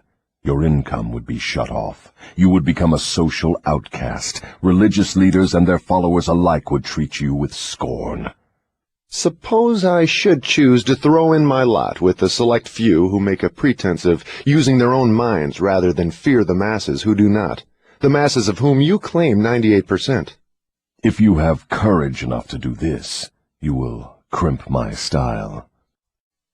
Why do you lay claim to no scientist? Don't you like scientists? Oh, yes. I like all people well enough, but true scientists are out of my reach. Why? Because they think for themselves and spend their time studying natural laws. They deal with cause and effect. They deal with facts wherever they find them. But do not make the mistake of believing scientists have no religion. They have a very definite religion. What is their religion? The religion of truth. The religion of natural law. If the world ever produces an accurate thinker with ability to fathom the deeply buried secret of life and death, you can be sure that science will be responsible for the catastrophe. Catastrophe to whom? To me, of course. Let's get back to the subject of hypnotic rhythm. I want to know more about it. Is it something like the principle through which people can hypnotize one another? It is precisely the same thing. I have already told you so. Why do you repeat your questions? That is an old worldly custom of mine, Your Majesty. For your enlightenment, I will tell you, I am forcing you to repeat many of your statements for the sake of emphasis. I'm also trying to see if I can catch you in a lie. Don't dodge the issue. Get back to hypnotic rhythm and tell me all you know about it. Am I a victim of it? Not now, but you barely missed falling into my web. You drifted toward the whirlpool of hypnotic rhythm until you discovered how to force me into making this confession. Then I lost control of you. How interesting. You are not trying to recapture me through flattery, are you? That would be the best bribe I could offer you. It is the bribe I used on you effectively before you got the upper hand of me. With what did you flatter me? With many things. Chief among them sex and the desire for self-expression. What effect did your bribes have on me? They caused you to neglect your major purpose in life and started you to drifting. Was that all you did to me through your bribes? That was plenty. But I am back on the track and out of your reach now, am I not? Yes, you are temporarily out of my reach because you are not drifting. What broke your spell over me and released me from the habit of drifting? My answer may humiliate you. Do you want to hear it? Go ahead and give it to me, Your Majesty. I wish to learn how much truth I can stand. When you found a great love in the woman of your choice, I lost my grip on you. So you are going to accuse me of hiding behind a woman's skirts, are you? No, not hiding. I wouldn't put it that way. I would say you have learned how to give yourself a solid background with the embellishment of a woman's mind. The woman's skirt has nothing to do with it, then? No, but her brain does. When you and your wife began to combine your two brains through your habit of master-minding every day, you stumbled upon the secret power with which you forced me into this confession. Is that the truth, or are you trying to flatter me again? I could flatter you if I had you alone, but I cannot flatter you while you have the use of your wife's mind. I'm beginning to catch on to something important. I'm beginning to understand what was meant by the writer of that passage in the Bible, which says substantially, "When two or more meet together and ask for anything in my name, it shall be granted." It is true, then, that two minds are better than one. It is not only true, it is necessary before anyone can continuously contact the great storehouse of infinite intelligence, wherein is stored all that is, all that ever was, and all that can ever be. Is there such a storehouse? If there had not been, you would not, could not, now be humiliating me with this silly forced confession. Isn't it dangerous to give this sort of information to the world? Sure, it is dangerous to me. If I were you, I would not give it out. Let us get back now to the technique through which you fasten on your victims the habit of drifting. What is the very first step a drifter must take to break the habit? A burning desire to break it. You, of course, know that no one can be hypnotized by another person without his willingness to be hypnotized. Neither can nature place one under the spell of hypnotic rhythm without his willingness to be hypnotized. The willingness may assume the form of indifference toward life generally, lack of ambition, fear, lack of definiteness of purpose, and many other forms. Nature does not need one's consent in order to place him under the spell of hypnotic rhythm. It needs only to find him off guard, through any form of neglect to use his own mind. Remember this. Whatever you have, you use it or you lose it. All successful attempts to break the habit of drifting must be done before nature makes the habit permanent through hypnotic rhythm. As I understand you, hypnotic rhythm is a natural law through which nature fixes the vibration of all environments. Is that true? Yes. Nature uses hypnotic rhythm to make one's dominating thoughts and one's thought habits permanent. That is why poverty is a disease. Nature makes it so by fixing permanently the thought habits of all who accept poverty as an unavoidable circumstance. Through this same law of hypnotic rhythm, nature will also fix permanently positive thoughts of opulence and prosperity. Perhaps you will better understand the working principle of hypnotic rhythm if I tell you its nature is to fix permanently all habits, whether they are mental or physical. If your mind fears poverty, your mind will attract poverty.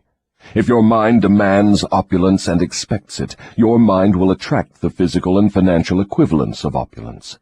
This is in accordance with an immutable law of nature. Did the writer of that sentence in the Bible, "Whatsoever a man soweth, that shall he also reap," have in mind this law of nature? He could have nothing else in mind. The statement is true. You can see evidence of its truth in all human relationships. And that is why the man who forms the habit of drifting through life must accept whatever life hands him. Is that correct? That is absolutely correct. Life pays the drifter its own price on its own terms. The non-drifter makes life pay on his own terms. Doesn't the question of morals enter into what one gets from life? To be sure, but only for the reason that one's morals have an influence on one's thoughts. No one can collect what he wants from life merely by being good, if that is what you want to know. No, I guess not. I see what you mean. We are all where we are and what we are because of our own deeds. No, not exactly. You are where you are and what you are because of your thoughts and your deeds. Then there is no such reality as luck, is there? Emphatically no. Circumstances which people do not understand are classified under the heading of luck. Back of every reality is a cause. Often the cause is so far removed from the effect that the circumstance can be explained only by attributing it to the operation of luck. Nature knows no such law as luck. It is a man-made hypothesis with which he explains away things he does not understand. The terms luck and miracle are twin sisters. Neither of them has any real existence except in the imaginations of people. Both are used to explain that which people do not understand. Remember this. Everything having a real existence is capable of proof. Keep this one truth in mind, and you will become a sounder thinker. Which is more important, one's thoughts or one's deeds? All deeds follow thoughts. There can be no deeds without their having first been patterned in thought.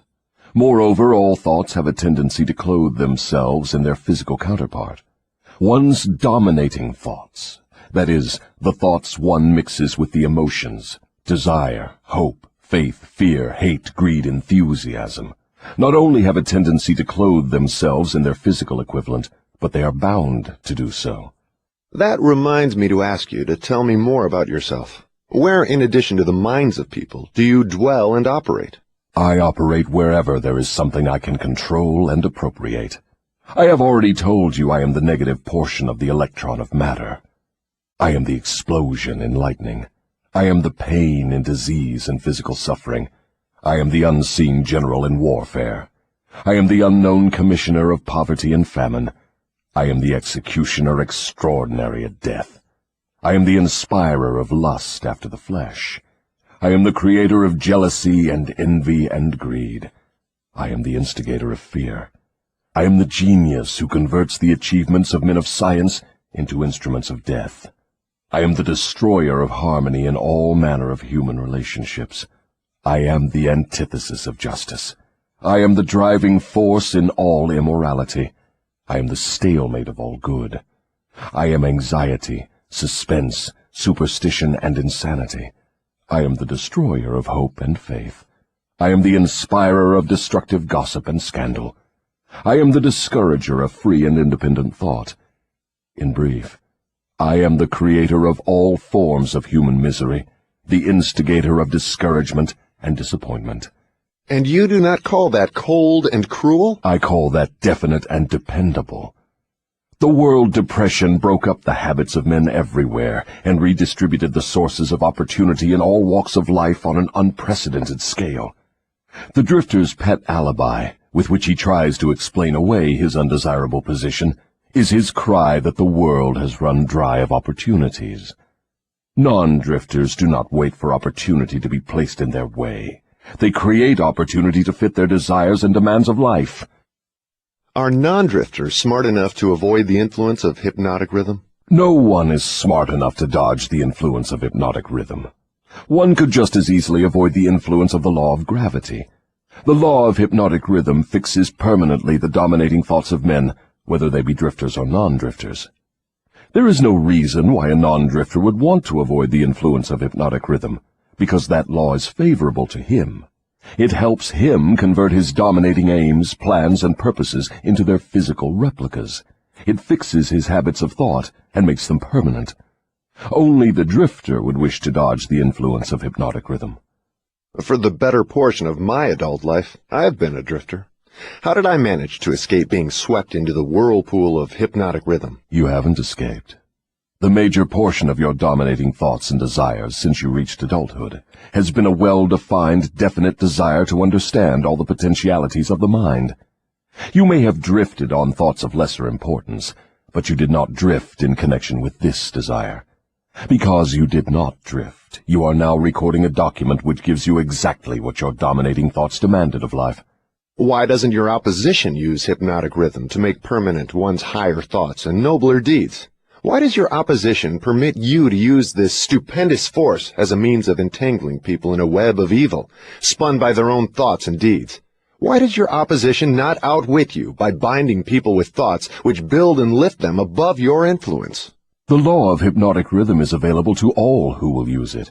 I make use of it more effectively than does my opposition, because I offer people more attractive bribes to think my sort of thoughts and indulge in my sort of deeds. In other words, you control people by making negative thinking and destructive deeds pleasing to them. Is that correct? That is the idea exactly. I've often wondered why your opposition, what we earthbound call God, does not annihilate you. Can you tell me why? Because the power is as much mine as his. It is as available to me as to him. That is what I have been trying to get over to you. The highest power in the universe can be used for constructive purposes, through what you call God, or it can be used for negative purposes, through what you call the devil. And something more important still, it can be used by any human being just as effectively as by God or the devil. You make a far-reaching claim. Can you prove your claim? Yes, but it would be better if you proved it for yourself. The devil's word is not worth much among your earthbound sinners. Neither is God's word. You fear the devil and refuse to trust your God. Therefore, you have but one source available through which you may appropriate the benefits of universal power, and that is by trusting and using your own power of thought. This is the direct road to the universal storehouse of infinite intelligence. There is no other road available to any human being. Why have we earthbound not found the road to infinite intelligence sooner? Because I have intercepted you and led you off the path by planting in your minds thoughts which destroy your power to use your minds constructively. I have made it attractive to you to use the power of infinite intelligence to attain negative ends, through greed, avarice, lust, envy, and hatred. Remember, your mind attracts that which your mind dwells upon. To divert you away from my opposition, I had only to feed you on thoughts helpful to my cause. If I understand what you're saying, you're admitting that no human being need fear the devil or worry about how to flatter God. That is it precisely. This admission may put a crimp in my style, but I have the satisfaction of knowing it may also slow down my opposition by sending people direct to the source of all power. In other words, if you cannot control people through negative bribes or fear, then you wish to kick over the entire apple cart and show people how to go around God. Are you by any chance in politics, too? Your technique seems frightfully familiar. Am I in politics? If I am not in politics, who do you believe starts depressions and forces people into wars? Surely you would not lay this at the door of my opposition. As I have already told you, I have allies in all walks of life to help me in connection with all human relationships. Why don't you take over the churches and use them outright in your cause? Do you think I am a fool? Who would keep alive the fear of the devil if I subdued the churches? Who would serve as a decoy to attract the attention of people while I manipulate their minds if I did not have some agency through which to sow the seeds of fear and doubt? The cleverest thing I do is to use the allies of my opposition to keep the fear of hell burning in the minds of people. As long as people fear something, no matter what, I will keep a grip on them. I'm beginning to see your scheme. You use the churches to plant the seed of fear and uncertainty and indefiniteness in the minds of people. These negative states of mind cause people to form the habit of drifting. This habit crystallizes into permanency through the law of hypnotic rhythm. Then the victim is helpless to help himself. Is that right? Hypnotic rhythm, then, is something to be watched and respected. A better way of stating the truth is that hypnotic rhythm is something to be studied, understood, and voluntarily applied to attain definite desired ends. If the force of hypnotic rhythm is not voluntarily applied to attain definite ends, may it be a great danger? Yes, and for the reason that it operates automatically. If it is not consciously applied to attain a desired end, it can, and it will, operate to attain undesired ends. Take the simple illustration of climate, for example. Anyone can see and understand that nature forces every living thing and every element of matter to adjust itself to her climates. In the tropics, she creates trees which bear fruit and reproduce themselves. She forces the trees to adjust themselves to her scorching sun. She forces them to put out leaves suitable for protection against the rays of the sun. These same trees could not survive if removed to the Arctic regions, where nature has established an entirely different climate. In the colder climate, she creates trees which are adjusted to survive and to reproduce themselves, but they could not survive if transplanted in the tropical regions. In the same manner, nature clothes her animals, giving to those in each different climate a covering suited to their comfort and survival in that climate. In a similar manner, nature forces upon the minds of men the influences of their environment, which are stronger than the individual's own thoughts. Children are forced to take on the nature of all influences of those around them, unless their own thoughts are stronger than the influences. Nature sets up a definite rhythm for every environment, and everything within the range of that rhythm is forced to conform to it. Man alone has the power to establish his own rhythm of thought, providing he exercises this privilege before hypnotic rhythm has forced upon him the influences of his environment. Every home, every place of business, every town and village, and every street and community center has its own definite, discernible rhythm. If you wish to know what a difference there is in the rhythms of streets, take a walk up Fifth Avenue in New York, and then down a street in the slums. All forms of rhythm become permanent with time. Does each individual have his own rhythm of thought? Yes, that is precisely the major difference between individuals. The person who thinks in terms of power, success, opulence, sets up a rhythm which attracts these desirable possessions. The person who thinks in terms of misery, failure, defeat, discouragement, and poverty attracts these undesirable influences. This explains why both success and failure are the result of habit. Habit establishes one's rhythm of thought, and that rhythm attracts the object of one's dominating thoughts. Hypnotic rhythm is something resembling a magnet which attracts things for which it has a magnetic affinity. Is that correct? Yes, that is correct. That is why the poverty-stricken herd themselves into the same communities. It explains that old saying, misery loves company. It also explains why people who begin to succeed in any undertaking find that success multiplies with less effort as time goes on. All successful people use hypnotic rhythm, either consciously or unconsciously, by expecting and demanding success. The demand becomes a habit, hypnotic rhythm takes over the habit, and the law of harmonious attraction translates it into its physical equivalent. In other words, if I know what I want from life, demand it, and back my demand by a willingness to pay life's price for what I want, and refuse to accept any substitutes, the law of hypnotic rhythm takes over my desire and helps, by natural and logical means, to transmute it into its physical counterpart. Is that true? That describes the way the law works. Science has established irrefutable evidence that people are what they are because of heredity and environment. They bring over with them at birth a combination of all the physical qualities of all their numberless ancestors.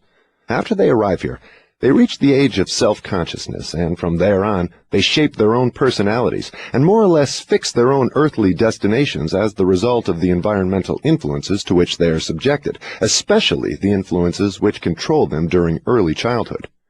These two facts have been so well established, there's no room for any intelligent person to question them. How can hypnotic rhythm change the nature of a physical body, which is a combination of thousands of ancestors who have lived and died before one is born? How can hypnotic rhythm change the influence of one's environment? People who are born in poverty and ignorance have a strong tendency to remain poverty-stricken and ignorant all through life. What, if anything, can hypnotic rhythm do about this? Hypnotic rhythm cannot change the nature of the physical body one inherits at birth.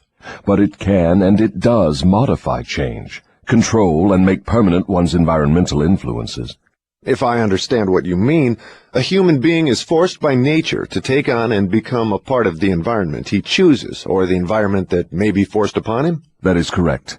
But there are ways and means by which an individual may resist the influences of an environment he does not wish to accept, and also a method of procedure by which one may reverse the application of hypnotic rhythm from negative to positive ends.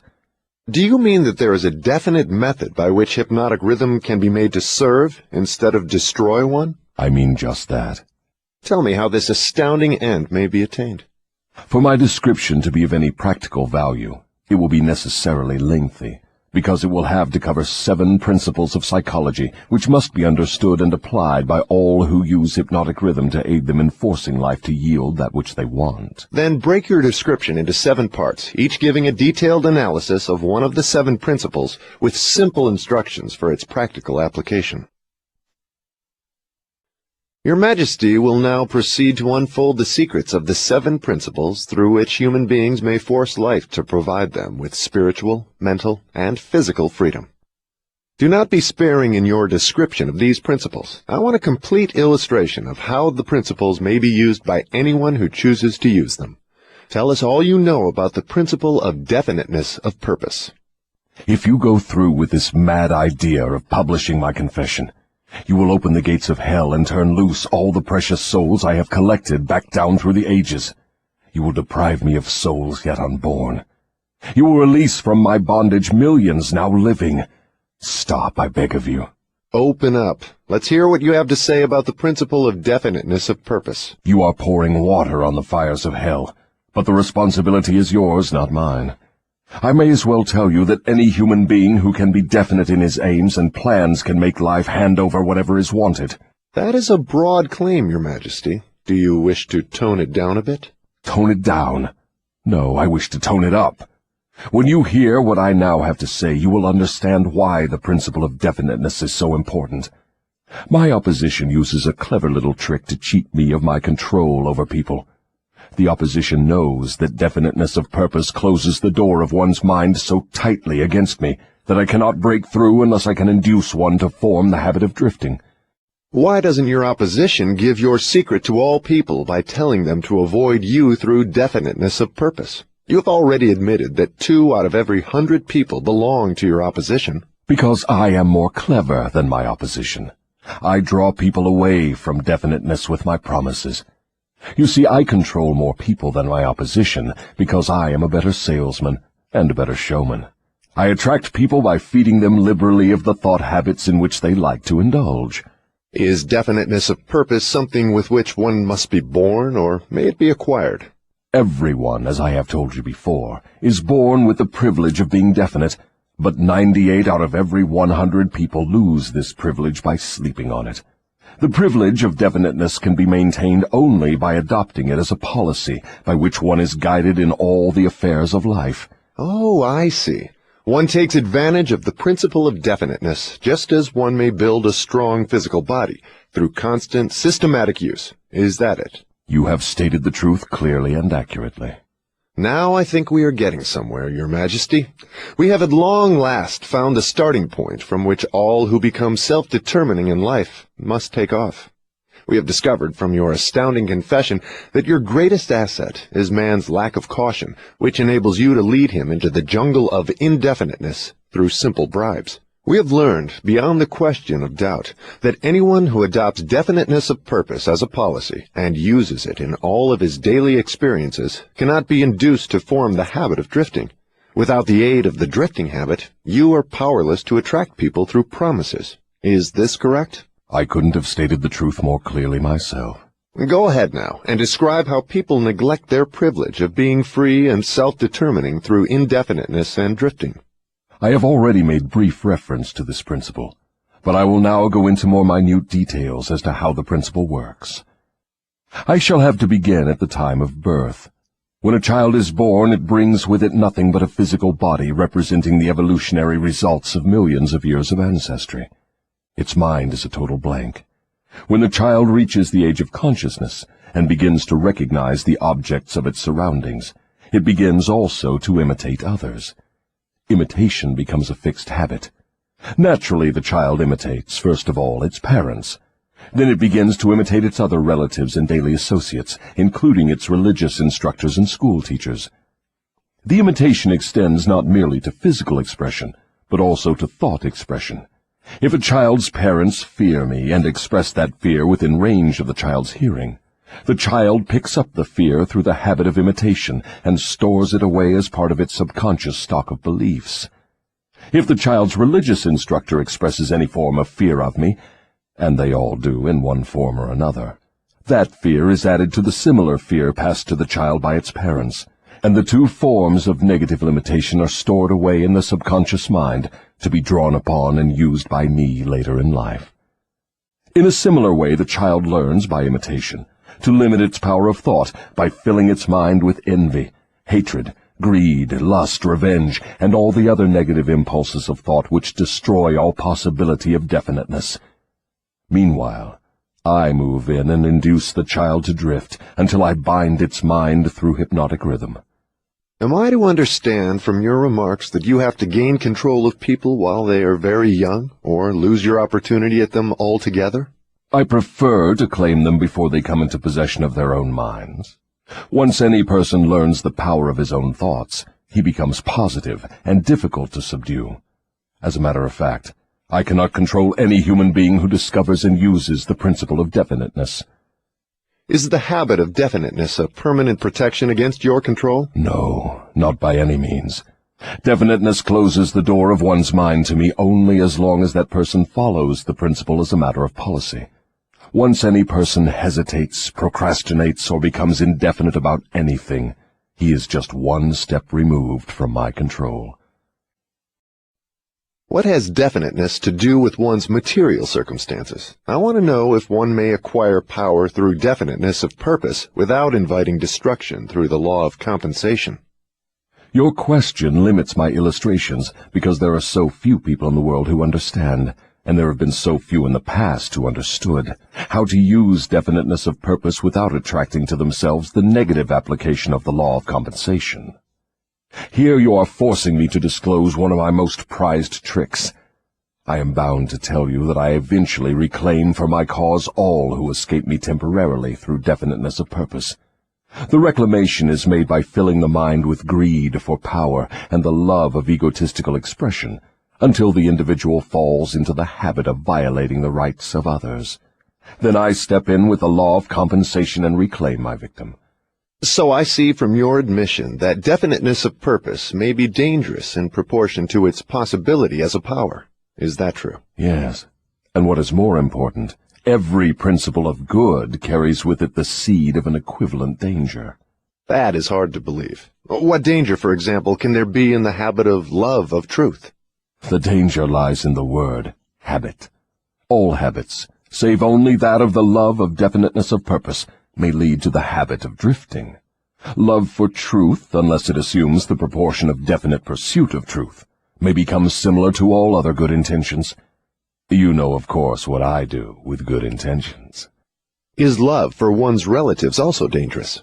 The love for anything or anyone, save only the love of definiteness of purpose, may become dangerous.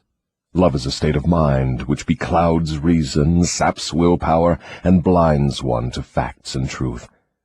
Everyone who becomes self-determining and gains spiritual freedom to think his own thoughts must examine carefully every emotion that seems even remotely related to love. You may be surprised to know that love is one of my most effective baits. With it I lead into the habit of drifting those whom I could attract with nothing else. That is why I have placed it at the head of my list of bribes. Show me what any person loves most, and I will have my cue as to how that person can be induced to drift, until I bind him with hypnotic rhythm. Love and fear combine to give me the most effective weapons with which I induce people to drift. One is as helpful to me as the other. Both have the effect of causing people to neglect to develop definiteness in the use of their own minds. Give me control over a person's fears, and tell me what he loves most, and you may as well mark that person down as my slave. Both love and fear are emotional forces of such stupendous potency that either may completely set aside the power of will and the power of reason. Without will and reason, there is nothing left to support definiteness of purpose. But, Your Majesty, life would not be worth living if people never felt the emotion of love. Ah, you are right as far as your reasoning goes, but you neglected to add that love should be under one's definite control at all times. Of course, love is a desirable state of mind, but it also is a palliative which may be used to limit or destroy reason and willpower, both of which rate above love in importance to human beings who want freedom and self-determination. I understand from what you say that people who gain power must harden their emotions, master fear, and subdue love. Is that correct?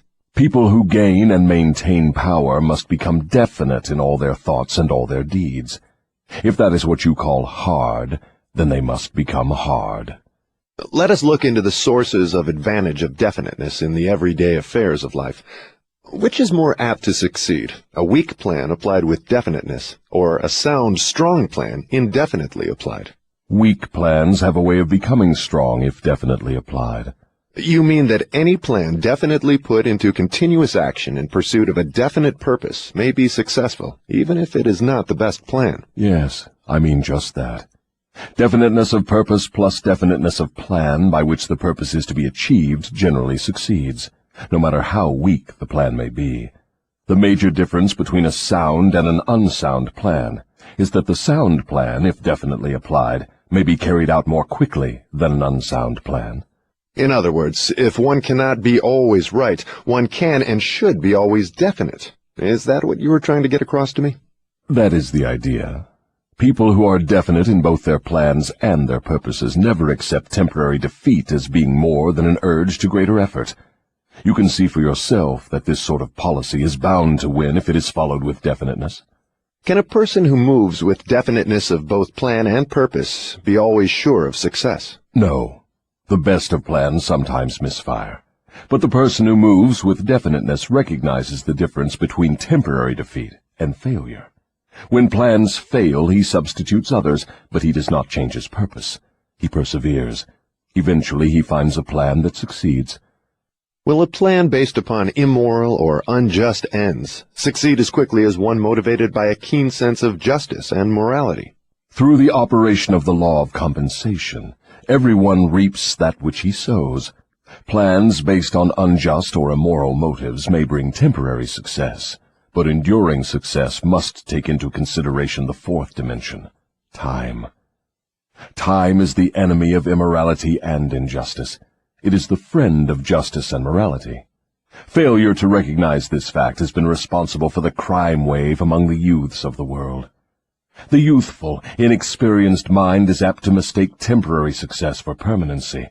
The youth often makes the mistake of coveting the temporary gains of immoral, unjust plans, but neglects to look ahead and observe the penalties which follow as definitely as night follows day.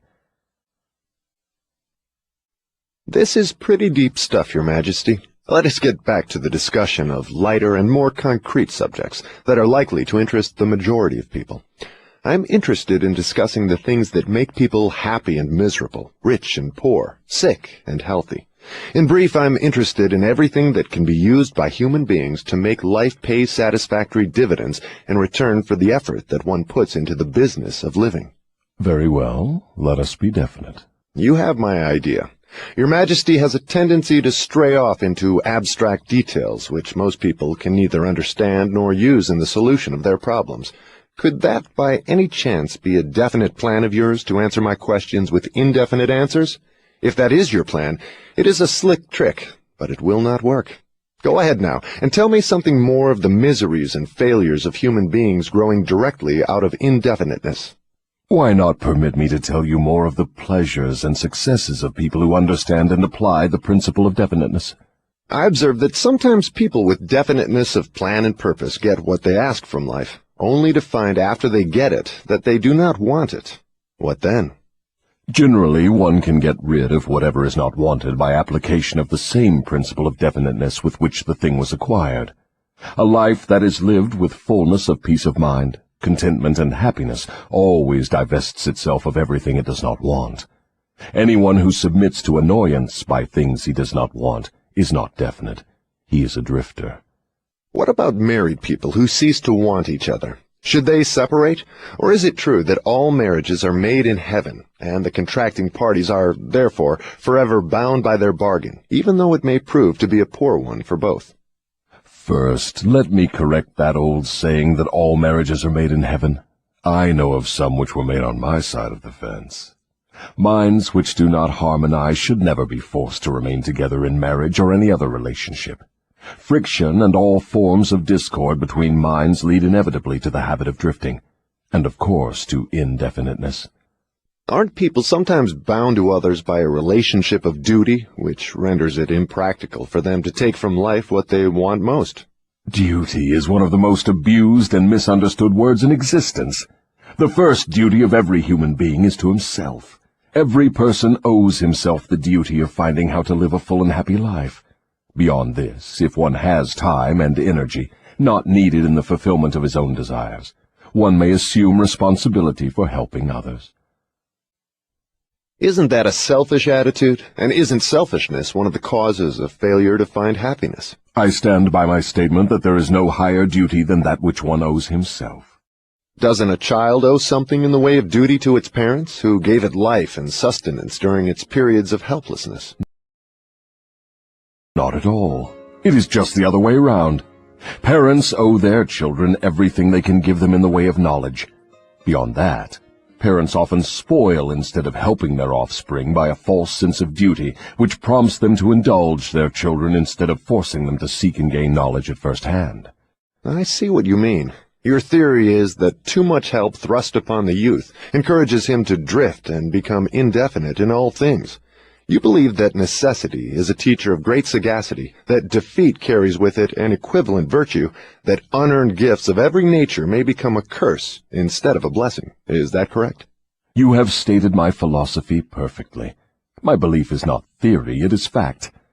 Then you do not advocate prayer as a means of gaining desirable ends. On the contrary, I do advocate prayer, but not the sort of prayer that consists of empty, begging, meaningless words.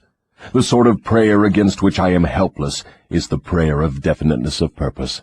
I never thought of definiteness of purpose as being a prayer. How can it be? Definiteness is in effect the only sort of prayer upon which one can rely. It places one in the way of using hypnotic rhythm to attain definite ends, by the mere act of appropriating it from the great universal storehouse of infinite intelligence. The appropriation, in case you are interested, takes place through definiteness of purpose, persistently pursued. Why do the majority of prayers fail? They don't. All prayers bring that for which one prays. But you just said that definiteness of purpose is the only sort of prayer upon which one can rely. Now you say that all prayers bring results. What do you mean? There is nothing inconsistent about it. The majority of people who pray go to prayer only after everything else fails them. Naturally, they go with their minds filled with fear that the prayers will not be answered. Well, their fears are realized. The person who goes to prayer with definiteness of purpose and faith in the attainment of that purpose puts into motion the laws of nature, which transmute one's dominating desires into their physical equivalent. That is all there is to prayer. One form of prayer is negative and brings only negative results. One form is positive and brings definite positive results. Could anything be more simple? People who whine and beg God to assume responsibility for all their troubles and provide them with all the necessities and luxuries of life are too lazy to create what they want and translate it into existence through the power of their own minds. When you hear a person praying for something that he should procure through his own efforts, you may be sure you are listening to a drifter. Infinite intelligence favors only those who understand and adapt themselves to her laws. She makes no discrimination because of fine character or pleasing personality. These things help people negotiate their way through life more harmoniously with one another. But the source from which prayer is answered is not impressed by fine feathers. Nature's law is, know what you want, adapt yourself to my laws, and you shall have it. Does that harmonize with the teachings of Christ? Perfectly. Also, it harmonizes with the teachings of all truly great philosophers. Is your theory of definiteness in harmony with the philosophy of men of science? Definiteness is the major difference between a scientist and a drifter.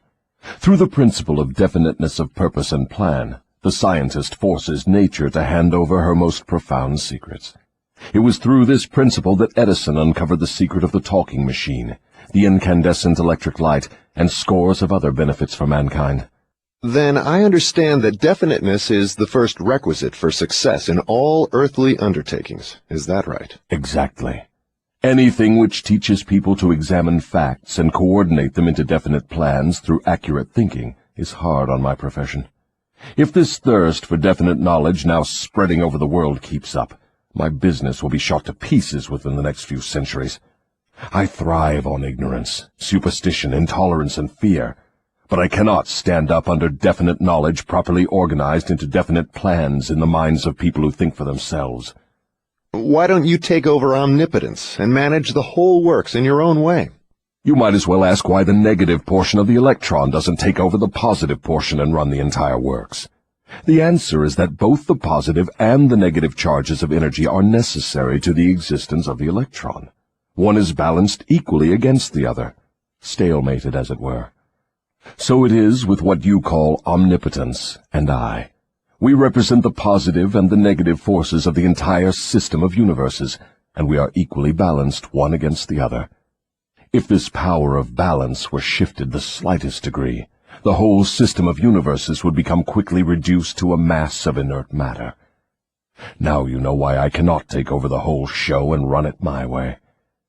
If what you say is true, you have exactly the same power as omnipotence. Is that true? That is correct. My opposition, you call it omnipotence, expresses itself through the forces which you call good, the positive forces of nature. I express myself through the forces you call bad, the negative forces. Both good and bad are coincidental with existence. One is as important as the other. Then the doctrine of predestination is sound. People are born to success or failure, misery or happiness, to be good or bad, and they have nothing to do with this, nor can they modify their natures. Is that your claim? Emphatically not. Every human being has a wide range of choice in both his thoughts and his deeds. Every human being can use his brain for the reception and the expression of positive thoughts, or he can use it for the expression of negative thoughts. His choice in this important matter shapes his entire life. From what you have said, I gather the idea that human beings have more freedom of expression than either you or your opposition. Is that correct? That is true. Omnipotence and I are bound by immutable laws of nature. We cannot express ourselves in any manner not conforming to these laws. Then it is true that man has rights and privileges not available to either omnipotence or the devil. Is that the truth? Yes, that is true. But you might well have added that man is not yet fully awakened to the realization of this potential power. Man still regards himself as something resembling the worms in the dust. when in reality he has more power than all other living things combined. Definiteness of purpose seems to be a panacea for all evils of man. Not that, perhaps, but you may be sure no one ever will become self-determining without it. Why aren't children taught definiteness of purpose in the public schools? For the reason that there is no definite plan or purpose behind any of the school curricula. Children are sent to school to make credits and to learn how to memorize, not to learn what they want of life. What good is a school credit if one cannot convert it into the material and spiritual needs of life? I am only a devil, not an unwinder of riddles. I deduce from all you say that neither the schools nor the churches prepare the youths of the world with a practical working knowledge of their own minds. Is anything of more importance to a human being than an understanding of the forces and circumstances which influence his own mind? The only thing of enduring value to any human being is a working knowledge of his own mind. The churches do not permit a person to inquire into the possibilities of his own mind, and the schools do not recognize that such a thing as a mind exists. Aren't you a little hard on the schools and the churches? No, I am merely describing them as they are, without bias or prejudice. Aren't the schools and the churches your bitter enemies? Their leaders may think they are, but I am impressed only by facts. The truth is this, if you must know it. The churches are my most helpful allies, and the schools run the churches a close second. On what specific or general grounds do you make this claim? On the grounds that both the churches and the schools help me to convert people to the habit of drifting. Do you realize that your charge is substantially a sweeping indictment of the two institutions of major importance which have been responsible for civilization in its present form? Do I realize it? Man alive, I gloat over it. If the schools and churches had taught people how to think for themselves, where would I be now? This confession of yours will disillusion millions of people whose only hope for salvation is in their churches. Isn't that a cruel thing to do to them? Wouldn't most people be better off living in the bliss of ignorance than to know the truth about you? What do you mean by the term salvation? From what are people being saved? The only form of enduring salvation that is worth a green fig to any human being is that which comes from recognition of the power of his own mind. Ignorance and fear are the only enemies from which men need salvation. You seem to hold nothing sacred. You are wrong. I hold sacred the one thing which is my master, the one thing I fear. What is that? The power of independent thought backed by definiteness of purpose. Then you do not have many people to fear. Only 2 out of every 100, to be exact. I control all others. Let's give the churches a rest and get back to the public schools. Your confession has shown clearly that you thrive and perpetuate yourself from one generation to another by the clever trick of taking over the minds of children before they have the chance to learn how to use their minds. I wish to know what is wrong with a public school system that permits the devil to control so many people. I wish to know also what can be done to the established system of teaching that will ensure all children the opportunity to learn, first, that they have minds, and second, how to use those minds to bring spiritual and economic freedom. I am putting the question to you definitely enough, and since you have stressed the importance of definiteness of purpose, I am here and now putting you on notice that your answer to my question must be definite. Wait a moment while I catch my breath. You have given me quite an order. It seems strange that you would come to the devil to learn how to live. I should think you would go to my opposition. Why don't you? Your Majesty, it is you who are on trial here, not I. I want the truth, and I am not particular as to the source from which I get it. There is something radically wrong with the system of education that has given us a balance sheet with life that shows us hopelessly in the red and groping for the road to self-determination as if we were so many animals lost in the jungle. I want to know 2 things about this system. First, what is the major weakness of the system? Second, how can this weakness be eliminated? The floor is yours again. Please, stick to the question and stop trying to decoy me into the discussion of deep abstract subjects. That's definite, is it not? You leave me no choice but that of direct answer. To begin with, the public school system approaches the subject of education from the wrong angle. The school system endeavors to teach children to memorize facts, instead of teaching them how to use their own minds. Is that all that is wrong with the system? Oh no, that is only the beginning. Another major weakness of the school system is that it does not establish in the minds of children either the importance of definiteness of purpose, or make any attempt to teach youths how to be definite about anything. The major object of all schooling is to force the students to cram their memories with facts, instead of teaching them how to organize and make practical use of facts. This cramming system centers the attention of students on the accumulation of credits, but overlooks the important question of how to use knowledge in the practical affairs of life. This system turns out graduates whose names are inscribed upon parchment certificates, but whose minds are empty of self-determination. The school system got off to a bad start at the beginning. The schools began as institutions of higher learning, operated entirely for the select few whose wealth and family entitled them to education. Thus, the entire school system was evolved by beginning at the top and working back down to the bottom. It is no wonder the system neglects to teach children the importance of definiteness of purpose, when the system itself has literally evolved through indefiniteness. What would correct this weakness of the public school system?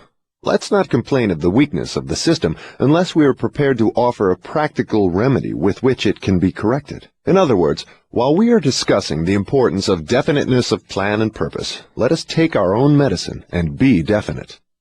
Why don't you lay off the schools and churches and save yourself plenty of trouble? Don't you know that you are poking your nose into the affairs of the two forces that control the world? Suppose you do show up the schools and the churches as being weak and inadequate for the needs of human beings. What then? With what are you going to replace these two institutions? Stop trying to evade my questions by the old trick of asking a counter-question. I do not propose to replace the schools and churches, but I do propose to find out, if I can, how these organized forces can be modified so that they will serve people instead of keeping them in ignorance. Go ahead now and give me a detailed catalog of all the changes in the public school system which would improve it. So you want the entire catalog, do you? Do you want the suggested changes in the order of their importance? Describe the changes needed, just as they come to you. You are forcing me to commit an act of treason against myself. But here it is. Reverse the present system by giving children the privilege of leading in their schoolwork instead of following orthodox rules designed only to impart abstract knowledge. Let instructors serve as students, and let the students serve as instructors. As far as possible, organize all schoolwork into definite methods through which the student can learn by doing, and direct the classwork so that every student engages in some form of practical labor connected with the daily problems of life. Ideas are the beginning of all human achievement. Teach all students how to recognize practical ideas that may be of benefit in helping them acquire whatever they demand of life. Teach the students how to budget and use time. And above all, teach the truth that time is the greatest asset available to human beings, and the cheapest. Teach the student the basic motives by which all people are influenced, and show how to use these motives in acquiring the necessities and the luxuries of life. Teach children what to eat, how much to eat, and what is the relationship between proper eating and sound health. Teach children the true nature and function of the emotion of sex. And above all, teach them that it can be transmuted into a driving force capable of lifting one to great heights of achievement. Teach children to be definite in all things, beginning with the choice of a definite major purpose in life. Teach children the nature of and possibilities for good and evil in the principle of habit, using as illustrations with which to dramatize the subject the everyday experiences of children and adults. Teach children how habits become fixed through the laws of hypnotic rhythm, and influence them to adopt, while in the lower grades, habits that will lead to independent thought. Teach children the difference between temporary defeat and failure, and show them how to search for the seed of an equivalent advantage which comes with every circumstance of defeat. Teach children to express their own thoughts fearlessly, and to accept or reject at will all ideas of others, reserving to themselves always the privilege of relying upon their own judgment.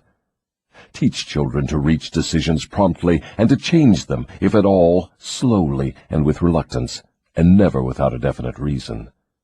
Teach children that the human brain is the instrument with which one receives from the great storehouse of nature the energy which is specialized into definite thoughts, that the brain does not think, but serves as an instrument for the interpretation of stimuli which cause thought.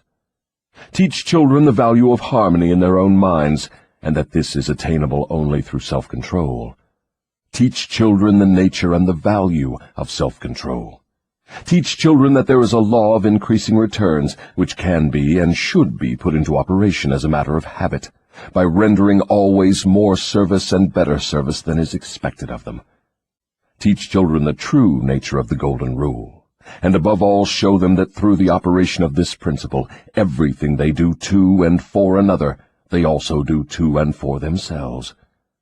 Teach children not to have opinions unless they are formed from facts, or beliefs which may reasonably be accepted as facts. Teach children that cigarettes, liquor, narcotics, and overindulgence in sex destroy the power of will and lead to the habit of drifting. Do not forbid these evils, just explain them. Teach children the danger of believing anything merely because their parents, religious instructors, or someone else says it is so. Teach children to face facts, whether they are pleasant or unpleasant, without resorting to subterfuge or offering alibis. Teach children to encourage the use of their sixth sense, through which ideas present themselves in their minds from unknown sources, and to examine all such ideas carefully. Teach children the full import of the law of compensation as it was interpreted by Ralph Waldo Emerson, and show them how the law works in the small, everyday affairs of life. Teach children that definiteness of purpose, backed by definite plans persistently and continuously applied, is the most efficacious form of prayer available to human beings. Teach children that the space they occupy in the world is measured definitely by the quality and quantity of useful service they render the world. Teach children there is no problem which does not have an appropriate solution, and that the solution often may be found in the circumstance creating the problem. Teach children that their only real limitations are those which they set up or permit others to establish in their own minds. Teach them that man can achieve whatever man can conceive and believe. Teach children that all schoolhouses and all textbooks are elementary implements which may be helpful in the development of their minds, but that the only school of real value is the great university of life, wherein one has the privilege of learning from experience. Teach children to be true to themselves at all times, and since they cannot please everybody, therefore to do a good job of pleasing themselves. That is an imposing list, but it seems conspicuous by the fact it ignores practically every subject now taught in the public schools. Was that intended? Yes. You asked for a list of suggested changes in public school curricula which would benefit children. Well, that is what you got. Some of the changes you suggest are so unorthodox they would shock most of the educators of today, wouldn't they? Most of the educators of today need to be shocked. A good sound shock often helps the brain that has been atrophied by habit. Would the changes you suggest for the public schools give children immunity against the habit of drifting? Yes, that is one of the results the changes would bring, but there are others, too. How could the suggested changes be forced into the public school system? You know, of course, it is as difficult to get a new idea into an educator's brain as it is to interest a religious leader in modifying religion so it will help people to get more from life. The quickest and surest way to force practical ideas into the public schools is to first introduce the ideas through private schools and establish such a demand for their use that public school officials will be compelled to employ them. Should any other changes be made in the public school system? Yes, many. Among other changes needed in all public school programs is the addition of a complete course of training in the psychology of harmonious negotiation between people. All children should be taught how to sell their way through life with the minimum amount of friction. Every public school should teach the principles of individual achievement through which one may attain to a position of financial independence. Classes should be abolished altogether. They should be replaced by the round table or conference system, such as businessmen employ. All students should receive individual instruction and guidance in connection with subjects which cannot be properly taught in groups. Every school should have an auxiliary group of instructors consisting of business and professional people, scientists, artists, engineers, and newspapermen, each of whom would impart to all the students a practical working knowledge of his own profession, business, or occupation. This instruction should be conducted through the conference system to save the time of the instructors. What you have suggested is, in effect, an auxiliary system of instruction that would give all school children a working knowledge of the practical affairs of life, direct from the original source. Is that the idea? You've stated it correctly. Let us dismiss the public school system and go back to the churches for a moment. All my life, I've heard clergymen preaching against sin and warning sinners to beware and repent so they could be saved, but I've never heard any of them tell me what sin is. Will you give me some light on this subject? Sin is anything one does or thinks which causes one to be unhappy. Human beings who are in sound physical and spiritual health should be at peace with themselves and always happy. Any form of mental or physical misery indicates the presence of sin. Name some of the common forms of sin. It is a sin to overeat, because that leads to ill health and misery. It is a sin to overindulge in sex, because that breaks down one's willpower and leads to the habit of drifting. It is a sin to permit one's mind to be dominated by negative thoughts of envy, greed, fear, hatred, intolerance, vanity, self-pity, or discouragement, because these states of mind lead to the habit of drifting. It is a sin to cheat, lie, and steal, because these habits destroy self-respect, subdue one's conscience, and lead to unhappiness. It is a sin to remain in ignorance, because that leads to poverty and loss of self-reliance. It is a sin to accept from life anything one does not want, because that indicates an unpardonable neglect to use the mind. Is it a sin for one to drift through life without definite aim, plan, or purpose? Yes, because this habit leads to poverty and destroys the privilege of self-determination. It also deprives one of the privilege of using his own mind as a medium of contact with infinite intelligence. Are you the chief inspirer of sin? Yes. It is my business to gain control of the minds of people in every way possible. Can you control the mind of a person who commits no sin? I cannot, because that person never permits his mind to be dominated by any form of negative thought. I cannot enter the mind of one who never sins, let alone control it. What is the commonest and most destructive of all sins? Fear and ignorance. Have you nothing else to add to the list? There is nothing else to be added. What is faith? It is a state of mind wherein one recognizes and uses the power of positive thought as a medium by which one contacts and draws upon the universal store of infinite intelligence at will. In other words, faith is the absence of all forms of negative thought. Is that the idea? Yes, that is another way of describing it. Has a drifter the capacity to use faith? He may have the capacity, but he does not use it. Everyone has the potential power to clear his mind of all negative thoughts, and thereby avail himself of the power of faith. Stating the matter in another way, faith is definiteness of purpose backed by belief in the attainment of the object of that purpose. Is that correct? That's the idea exactly. What preparation must one undergo before being able to move with definiteness of purpose at all times? One must gain mastery over self. This is the second of the 7 principles. The person who is not master of himself can never be master of others. Lack of self-mastery is, of itself, the most destructive form of indefiniteness. Where should one begin when making a start at control over self? By mastering the 3 appetites responsible for most of one's lack of self-discipline. The 3 appetites are 1. The desire for food, 2. The desire for expression of sex, 3. The desire to express loosely organized opinions. Does man have other appetites which need control? Yes, many of them. But these 3 are the ones which should be conquered first. When a man becomes master of these 3 appetites, he has developed enough self-discipline to conquer easily those of lesser importance. But these are natural appetites. They must be indulged if one is to be healthy and happy.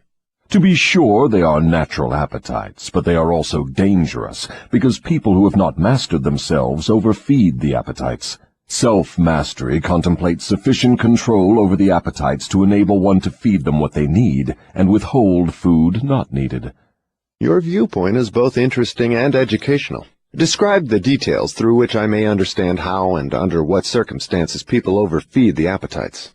Take the desire for physical food, for example. The majority of people are so weak in self-discipline they fill their stomachs with combinations of rich food which please the taste but overwork the organs of digestion and elimination. They pour into their stomachs both quantity and combinations of food, which the body chemist can dispose of only by converting the food into deadly toxic poisons. These poisons clog and stagnate the body's sewer system until it slows down in its work of elimination of waste matter. After a while, the sewer system stops working altogether, and the victim has what he calls constipation. By that time, he is ready for the hospital. Auto-intoxication, or body sewer poisoning, takes the machinery of the brain and rolls it into something resembling a wad of putty. The victim then becomes sluggish in his physical movements and mentally irritable and fussy. If he could only take one good look at and one bad smell of his sewer system, he would be ashamed to look himself in the face. City sewers are not the pleasantest of places when they become overloaded or clogged, but they are clean and sweet compared with the intestinal sewer when it has been overloaded or clogged. This is not a pretty story to be associated with the pleasant and necessary act of eating, but that is where it belongs, because overeating and wrong food combinations are the evils which cause auto-intoxication. People who eat wisely and keep their body sewers clean handicap me, because a clean body sewer generally means a sound body and a brain that functions properly. Imagine, if your imagination can be stretched that far, how any human being could move with definiteness of purpose with his body sewer filled with enough poison to kill 100 people if it were injected into their bloodstream directly. And all this trouble is the result of lack of control over the physical appetite for food.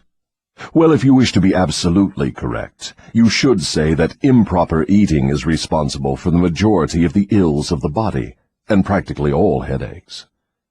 If you want proof of this, select 100 people suffering with headaches and give each of them a thorough washing out of their body sewer systems with a high enema, and observe that no fewer than 95 of the headaches will disappear within a few minutes after the sewers have been cleaned. From all you say about the intestinal tract, I gather the impression that mastery over the physical appetite for food means also mastery over the habit of neglecting to keep the intestines clean. Yes, that is true. It is just as important to eliminate the waste matter of the body and the unused portions of food as it is to take the right amount and the correct combinations of food. I never thought of auto-intoxication as being one of your devices of control over people, and I am utterly shocked to know how many people are victims of this subtle enemy. Let's hear what you have to say of the other two appetites. Well, take the desire for sex expression. Now there is a force with which I master the weak and the strong, the old and the young, the ignorant and the wise. In fact, I master all who neglect to master sex. How can one master the emotion of sex? By the simple process of transmuting that emotion into some form of activity other than copulation. Sex is one of the greatest of all forces which motivate human beings. Because of this fact, it is also one of the most dangerous forces. If humans would control their sex desires and transmute them into a driving force with which to carry on their occupation, that is, if they spent on their work 1/2 the time they dissipate in pursuit of sex, they would never know poverty. Do I understand you to imply there is a relationship between sex and poverty? Yes, where sex is not under definite control. If allowed to run its natural course, sex will quickly lead one into the habit of drifting. Is there any relationship between sex and leadership? Yes. All great leaders in every walk of life are highly sexed, but they follow the habit of controlling their sex desires, switching them into a driving force behind their occupation. Is the habit of overindulgence in sex as dangerous as the habit of taking narcotics or liquor? There is no difference between these habits. Both lead to hypnotic control through the habit of drifting.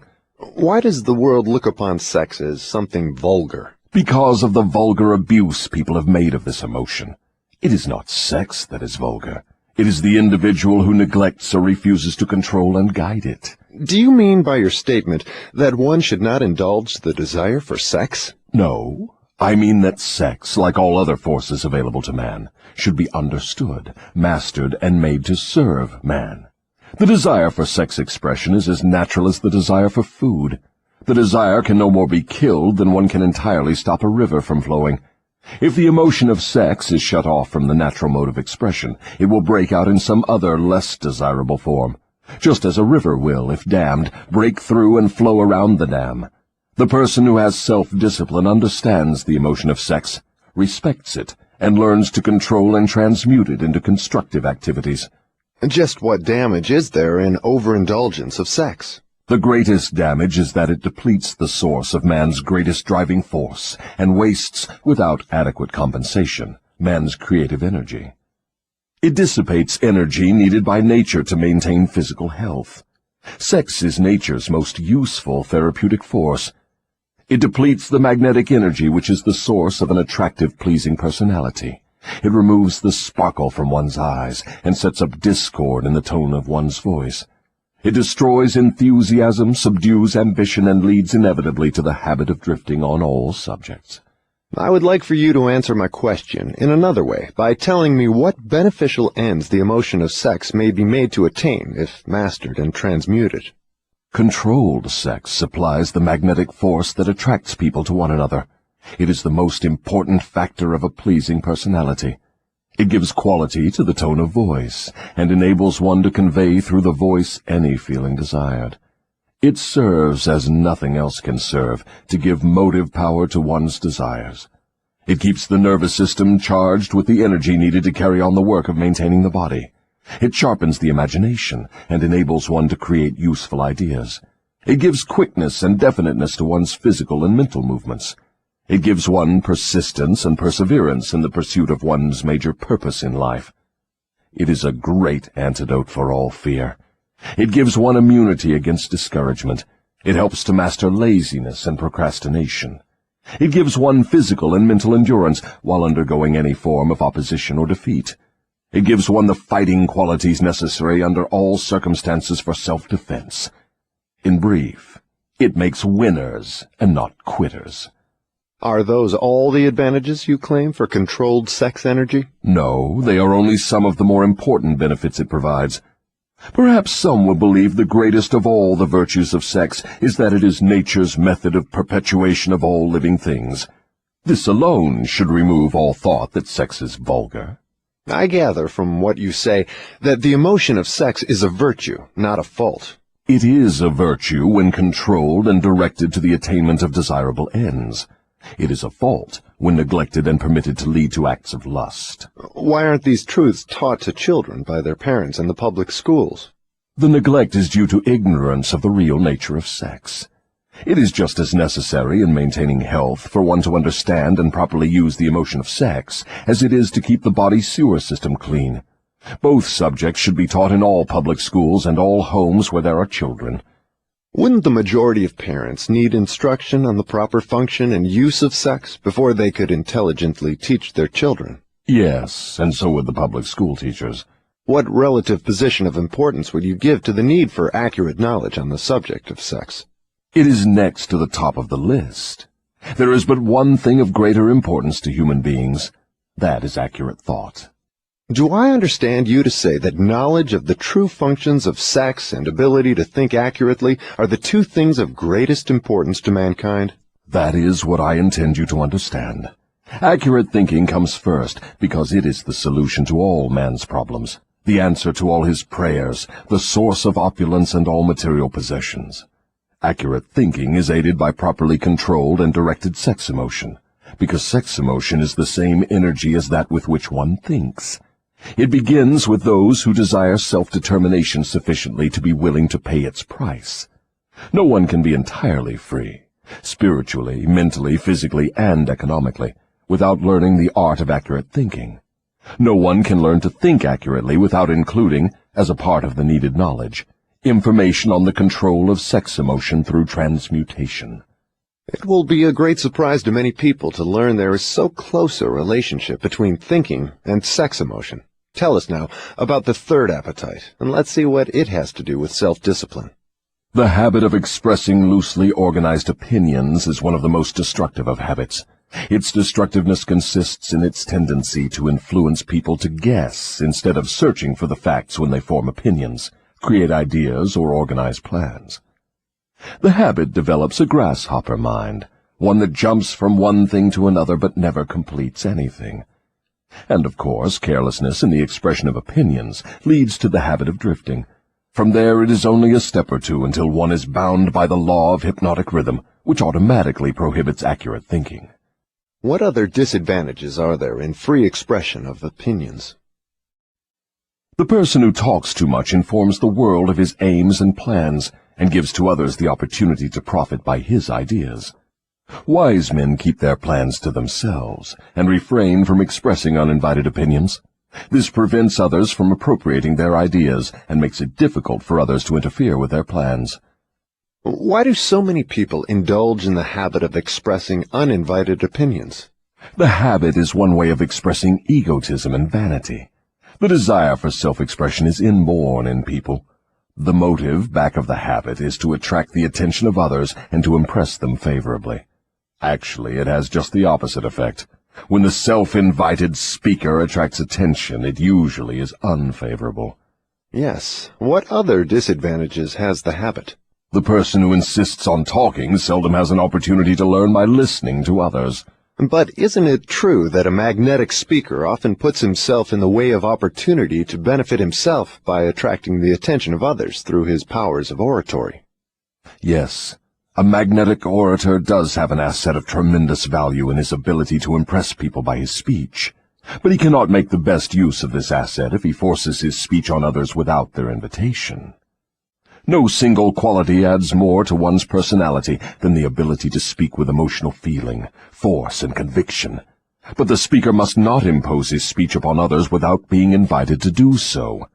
There is an old saying that nothing is worth more than its actual cost. This applies as well to the free, uninvited expression of opinions as to material things. What about people who volunteer their opinions by expressing them in writing? Do they also suffer by lack of self-discipline? One of the worst pests on earth is the person who writes uninvited letters to people of prominence. Men in public office, moving picture stars, men who have succeeded in business or written a best-selling book. And people whose names appear often in the newspapers are continuously besieged by people who write letters expressing their opinion on all subjects. But the writing of uninvited letters is a harmless way of finding pleasure through self-expression, is it not? What damage does one do by the habit? Habits are contagious. Every habit attracts a flock of its relatives. The habit of doing anything that is useless leads to the formation of other habits that are useless, especially the habit of drifting. But that is not all the dangers associated with the habit of indulging in uninvited expression of opinions. The habit creates enemies and places in their hands dangerous weapons by which they may do great injury to the one who indulges in it. Thieves and confidence men and racketeers pay big prices for the names and addresses of the writers of uninvited letters. Knowing as they do, the writers of these letters become easy victims of all manner of schemes that result in the loss of their money. They refer to the writers of such letters as nuts. If you wish to know how foolish people are who write uninvited letters, read the nut column of any newspaper, the column in which the paper publishes the voluntary opinions of its readers, and you will see for yourself how the writers of such letters antagonize people and invite opposition from others. Now, I had no idea, Your Majesty, that people get into so much difficulty through uninvited expression of their opinions. But now that you have brought up the subject, I do remember writing the editor of a prominent magazine an uninvited letter of criticism, which cost me a fine position on his staff, at a fat salary. That is a perfect example. The proper place to begin self-discipline is right where you stand. The way to begin is by recognizing the truth, that there is nothing for good or evil throughout the myriads of universes except the power of natural law. There is no individual personality anywhere throughout the myriad of universes with the slightest power to influence a human being, save nature and human beings themselves. There is no human being now living, no human being has ever lived, and no human being ever will live with the right or the power to deprive another human being of the inborn privilege of free and independent thought. That privilege is the only one over which any human being can have absolute control. No adult human being ever loses the right to freedom of thought, but most humans lose the benefits of this privilege either by neglect or because it has been taken away from them by their parents or religious instructors before the age of understanding. These are self-evident truths, no less important because they are being called to your attention by the devil than they would be if brought to your attention by my opposition. But what are people going to lean upon in the hour of emergency when they know not where nor to whom to appeal? Let them lean upon the only dependable power available to any human being. And what is that? Themselves. The power of their own thoughts. The only power they can control and may rely upon. The only power which cannot be perverted, colored, modified, or falsified by their dishonest fellow human beings. All you say seems logical, but why must I come to the devil to discover such profound truths? Let's get back to the 7 principles. You've already disclosed enough information to show clearly that the secret of how to break the power of hypnotic rhythm is wrapped in the 7 principles. You have shown, too, that the most important of these principles is self-discipline. Now, go ahead and describe the other 5 principles you have not yet mentioned and indicate what part they play in giving one self-discipline. First, let me summarize that part of my confession we have already covered. I have frankly told you that my 2 most effective devices for mastering human beings are the habit of drifting and the law of hypnotic rhythm. I have shown you that drifting is not a natural law, but a man-made habit which leads to man's submission to the law of hypnotic rhythm. The 7 principles are the media by which man may break the hold of hypnotic rhythm and take possession again of his own mind. You see, therefore, the 7 principles are the 7 steps which lead victims of hypnotic rhythm out of the self-made prisons in which they are bound.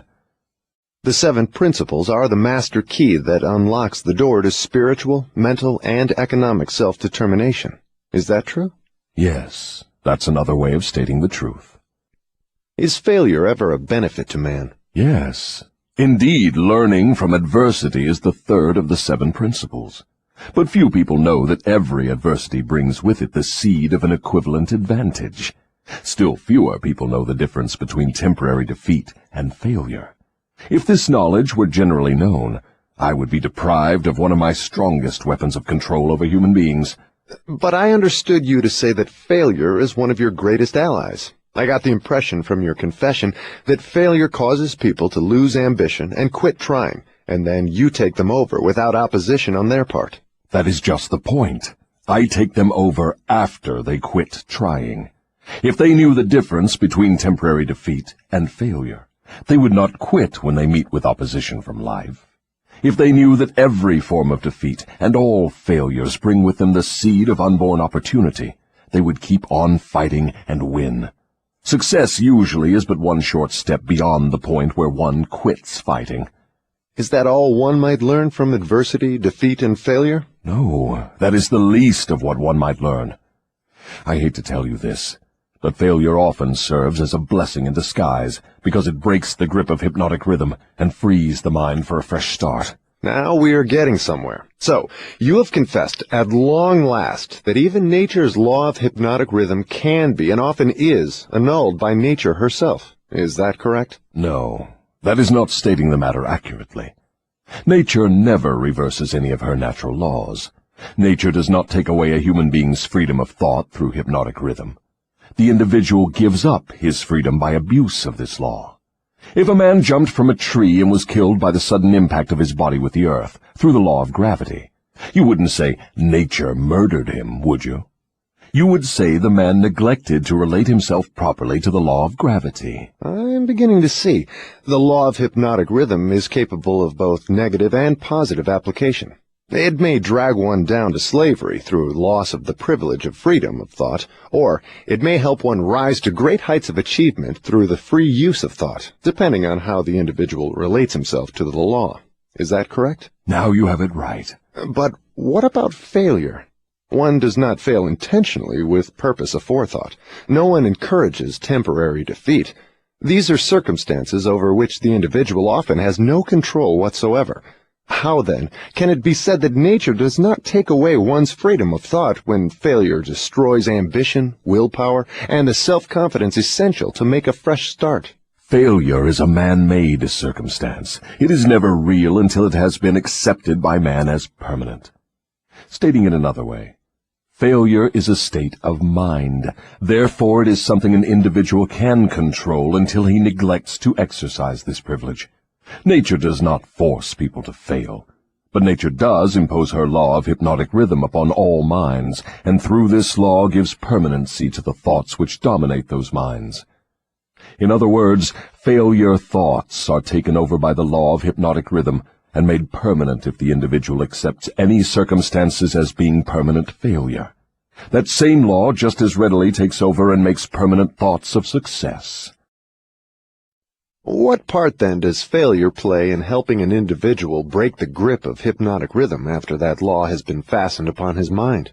Failure brings a climax in which one has the privilege of clearing his mind of fear and making a new start in another direction. Failure proves conclusively that something is wrong with one's aims or the plans by which the object of these aims is sought. Failure is the dead end of the habit path one has been following, and when it is reached it forces one to leave that path and take up another, thereby creating a new rhythm. But failure does more than this. It gives an individual an opportunity to test himself, wherein he may learn how much willpower he possesses. Failure also forces people to learn many truths they would never discover without it. Failure often leads an individual to an understanding of the power of self-discipline, without which no one could turn back after having once been the victim of hypnotic rhythm.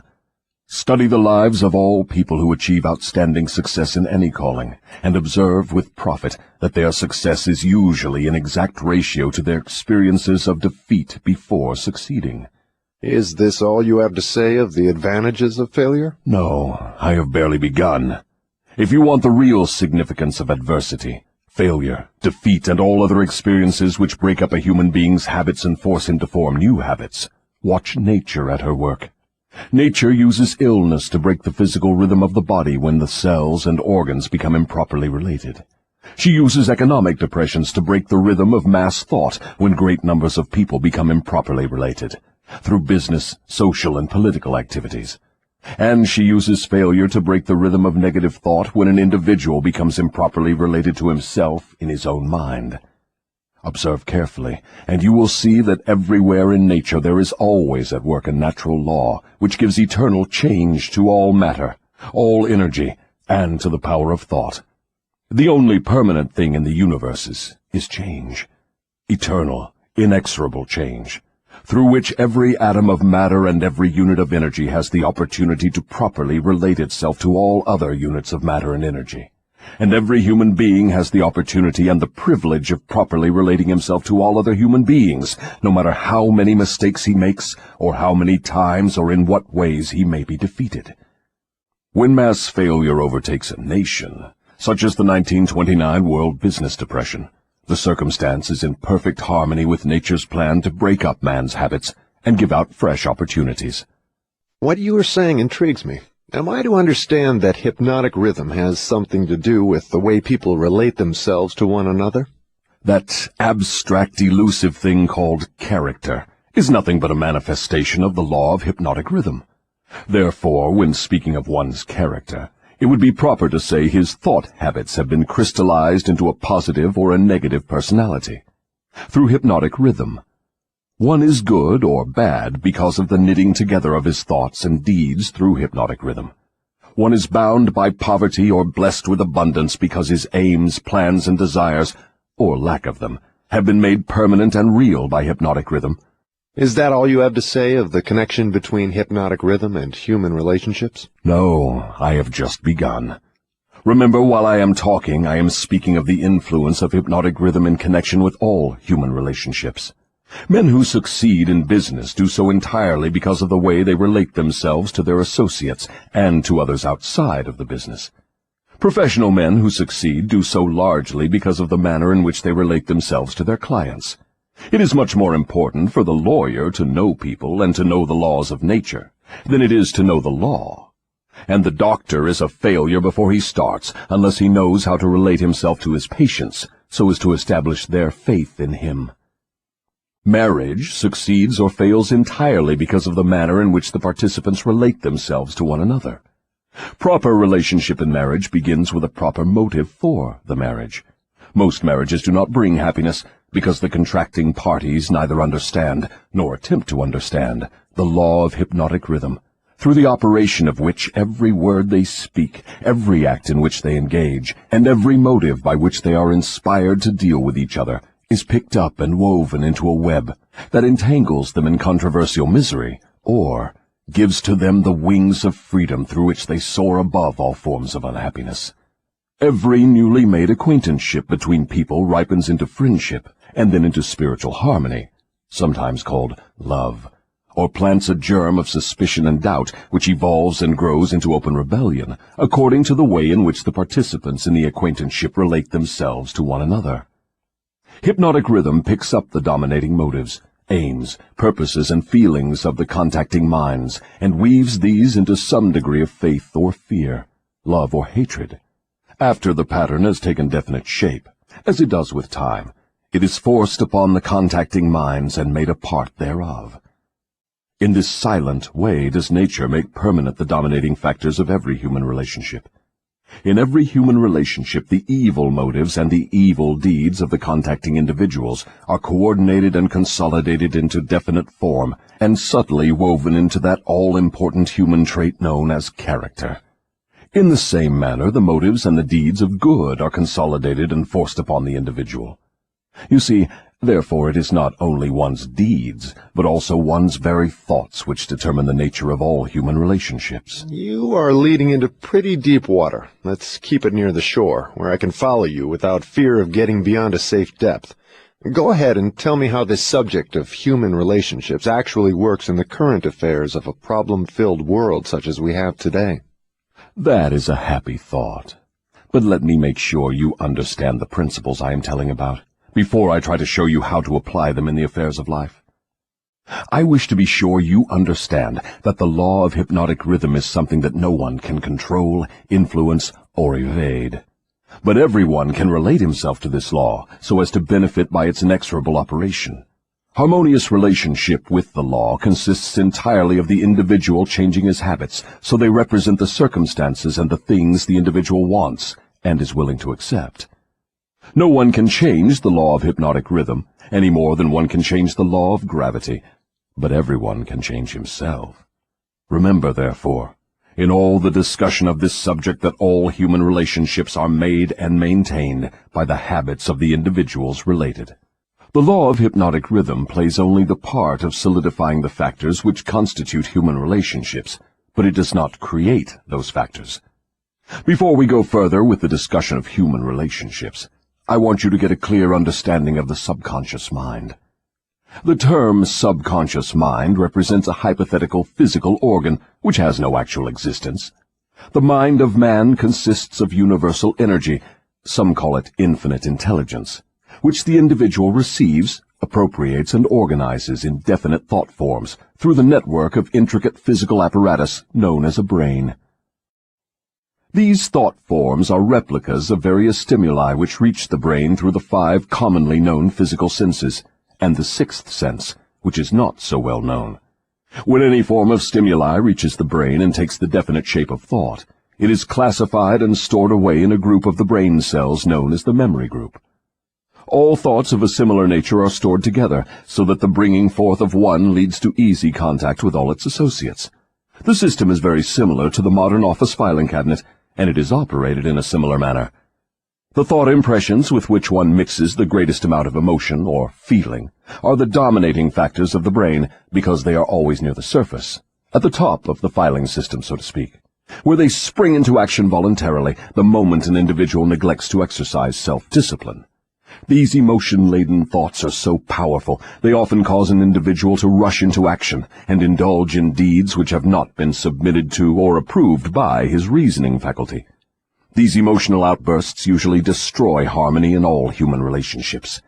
The brain often brings together combinations of emotional feelings so powerful they completely set aside the control of the reasoning faculty. On all such occasions, human relationships are apt to be lacking in harmony. Through the operation of the 6th sense, the brain of a human being may contact the filing cabinet of other brains and inspect at will whatever thought impressions are on file there. The condition under which one person may contact and inspect the filing cabinet of another person's brain is generally known as harmony. But you may better understand what is meant if I say brains attuned to the same rate of thought vibrations can easily and quickly exercise the privilege of entering and inspecting each other's filing cabinets of thoughts. In addition to receiving organized thoughts from the filing cabinets of other brains through the sixth sense, one can, through this same physical organ, contact and receive information from the universal storehouse known as infinite intelligence. All information reaching one's brain through the sixth sense comes from sources not easily isolated or traced. Therefore, this sort of information is generally believed to come from one's subconscious mind. The sixth sense is the organ of the brain through which one receives all information, all knowledge, all thought impressions which do not come through one or more of the 5 physical senses. Now that you understand how the mind operates, you will more easily understand how and why people come to grief through improper human relationships. You will also understand how human relationship may be made to yield riches in their highest form, riches in material, mental, and spiritual estates. Moreover, you will understand there can never be happiness except through understanding and application of the right principles of human relationships. You will understand, too, that no individual is an entity unto himself, that completeness of mind can be attained only by harmony of purpose and deed between 2 or more minds. You will understand why every human being should, of his own choice, become his brother's keeper in fact, as well as in theory. What you say may be true, but I still insist that you have me beyond safe depths of thought. Let us get back nearer to the shore, where I can wade in familiar water. We shall go out into the deeper water after we learn to swim well. We started out to discuss the subject of how to profit by adversity, but it seems we have drifted somewhat afield from that subject. We have detoured, but we have not drifted. The devil never drifts. The detour was necessary in order that you might be prepared to understand the most important part of this entire interview. We are now ready to get back to the discussion of the subject of adversity. Inasmuch as most adversities grow out of improper relationships between people, it seems important to understand how people may become properly related. Naturally, the question arises as to what is a proper relationship between people. The answer is that the proper relationship is one that brings to all connected with it, or affected by it, some form of benefit. What then is an improper relationship? Any relationship between people which damages anyone, or brings any form of misery or unhappiness to any of the individuals. How can improper relationships be corrected? By change of mind of the person causing the improper relationship, or by changing the persons to the relationship. Some minds harmonize naturally, while others just as naturally clash. Successful human relationships, to endure as such, must be formed of minds that naturally harmonize, quite aside from the question of having common interests as a means of bringing them into harmony. When you speak of business leaders who succeed because they know how to pick men, you might more correctly say they succeed because they know how to associate minds which harmonize naturally. Knowing how to pick people successfully for any definite purpose in life is based upon ability to recognize the types of people whose minds naturally harmonize. Stay focused on adversity, if you will. If there are possible benefits to be found through adversity, name some of them. Adversity relieves people of vanity and egotism. It discourages selfishness by proving that no one can succeed without the cooperation of others. Adversity forces an individual to test his mental, physical, and spiritual strength. It thus brings him face to face with his weaknesses and gives him the opportunity to bridge them. Adversity forces one to seek ways and means to definite ends by meditation and introspective thought. This often leads to the discovery and use of the sixth sense through which one may communicate with infinite intelligence. Adversity forces one to recognize the need for intelligence not available except from sources outside of one's own mind. Adversity breaks old habits of thought and gives one an opportunity to form new habits.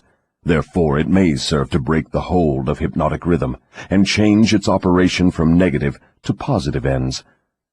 What is the greatest benefit one may receive through adversity? The greatest benefit of adversity is that it may, and generally does, force one to change one's thought habits, thus breaking and redirecting the force of hypnotic rhythm. In other words, failure always is a blessing when it forces one to acquire knowledge or to build habits that lead to the achievement of one's major purpose in life. Is that correct? Yes, and something more. Failure is a blessing when it forces one to depend less upon material forces and more upon spiritual forces. Many human beings discover their other selves, the forces which operate through the power of thought, only after some catastrophe deprives them of the full and free use of their physical bodies. When a man can no longer use his hands and his feet, he usually begins to use his brain. Thus he puts himself in the way of discovering the power of his own mind. What benefits may be derived from the loss of material things, money, for example? The loss of material things may teach many needed lessons, none greater, however, than the truth that man has control over nothing and has no assurance of the permanent use of anything except his own power of thought. I wonder if this is not the greatest benefit available through adversity. No. The greatest potential benefit of any circumstance which causes one to make a fresh start is that it provides an opportunity to break the grip of hypnotic rhythm and set up a new set of thought habits. New habits offer the only way out for people who fail. Most people who escape from the negative to the positive operation of the law of hypnotic rhythm do so only because of some form of adversity which forces them to change their thought habits. Isn't adversity apt to break one's self-reliance and cause one to give up hope? It has that effect on those whose willpower is weak through long-established habits of drifting. It has the opposite effect on those who have not been weakened through drifting. The non-drifter meets with temporary defeat and failure, but his reaction to all forms of adversity is positive. He fights instead of giving up, and usually wins. Life gives no one immunity against adversity, but life gives to everyone the power of positive thought, which is sufficient to master all circumstances of adversity and convert them into benefits. The individual is left with the privilege of using or neglecting to use his prerogative right to think his way through all adversities. Every individual is forced either to use his thought power for the attainment of definite positive ends, or by neglect or design, use this power for the attainment of negative ends. There can be no compromise, no refusal to use the mind. The law of hypnotic rhythm forces every individual to give some degree of use, either negative or positive, to his mind. But it does not influence the individual as to which use he will make of his mind. Am I to understand from what you say that every adversity is a blessing? No, I did not say that. I said there is the seed of an equivalent advantage in every adversity. I did not say there was the full-blown flower of advantage, just the seed. Usually the seed consists of some form of knowledge, some idea or plan, or some opportunity which would not have been available except through the change of thought habits forced by the adversity. Are those all the benefits available to human beings through failure? No. Failure is used by nature as a common language in which she chastises people when they neglect to adapt themselves to her laws. For example, the World War was man-made and destructive. Nature planted in the circumstances of the war the seed of an equivalent reprimand in the form of a world depression. The depression was inevitable and inescapable. It followed the war as naturally as day follows night, and by the operation of the selfsame law, the law of hypnotic rhythm. Am I to understand that the law of hypnotic rhythm is the same as that which Ralph Waldo Emerson called the law of compensation? The law of hypnotic rhythm is the law of compensation. It is the power with which nature balances negative and positive forces throughout the universes, in all forms of energy, in all forms of matter, and in all human relationships.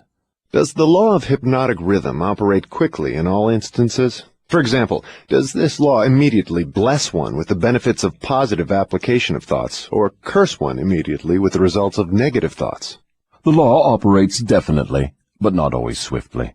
Both the benefits and the penalties incurred through the law by individuals may be harvested by others, either before or after their death. Observe how this law works by forcing upon one generation of people the effects of both the sins and the virtues of preceding generations. In the operation of all of nature's laws, the fourth dimension, time, is an inexorable factor. The length of time consumed by nature in the relation of effects to their causes depends in every instance on the circumstances at hand. Nature grows a pumpkin in 3 months. A good-sized oak tree requires 100 years. She converts a hen's egg into a chicken in 4 weeks, but she requires 9 months to convert the egg of a human being into an individual. I now have a better understanding of the potentialities of adversity and failure. You may go ahead now with your description of the next of the 7 principles. What is your next principle? The next principle is environmental influence. Go ahead and describe the working principle of environmental influences as a determining factor in human destinies. Environment consists of all the mental, spiritual, and physical forces which affect and influence human beings. What connection, if any, is there between environmental influences and hypnotic rhythm?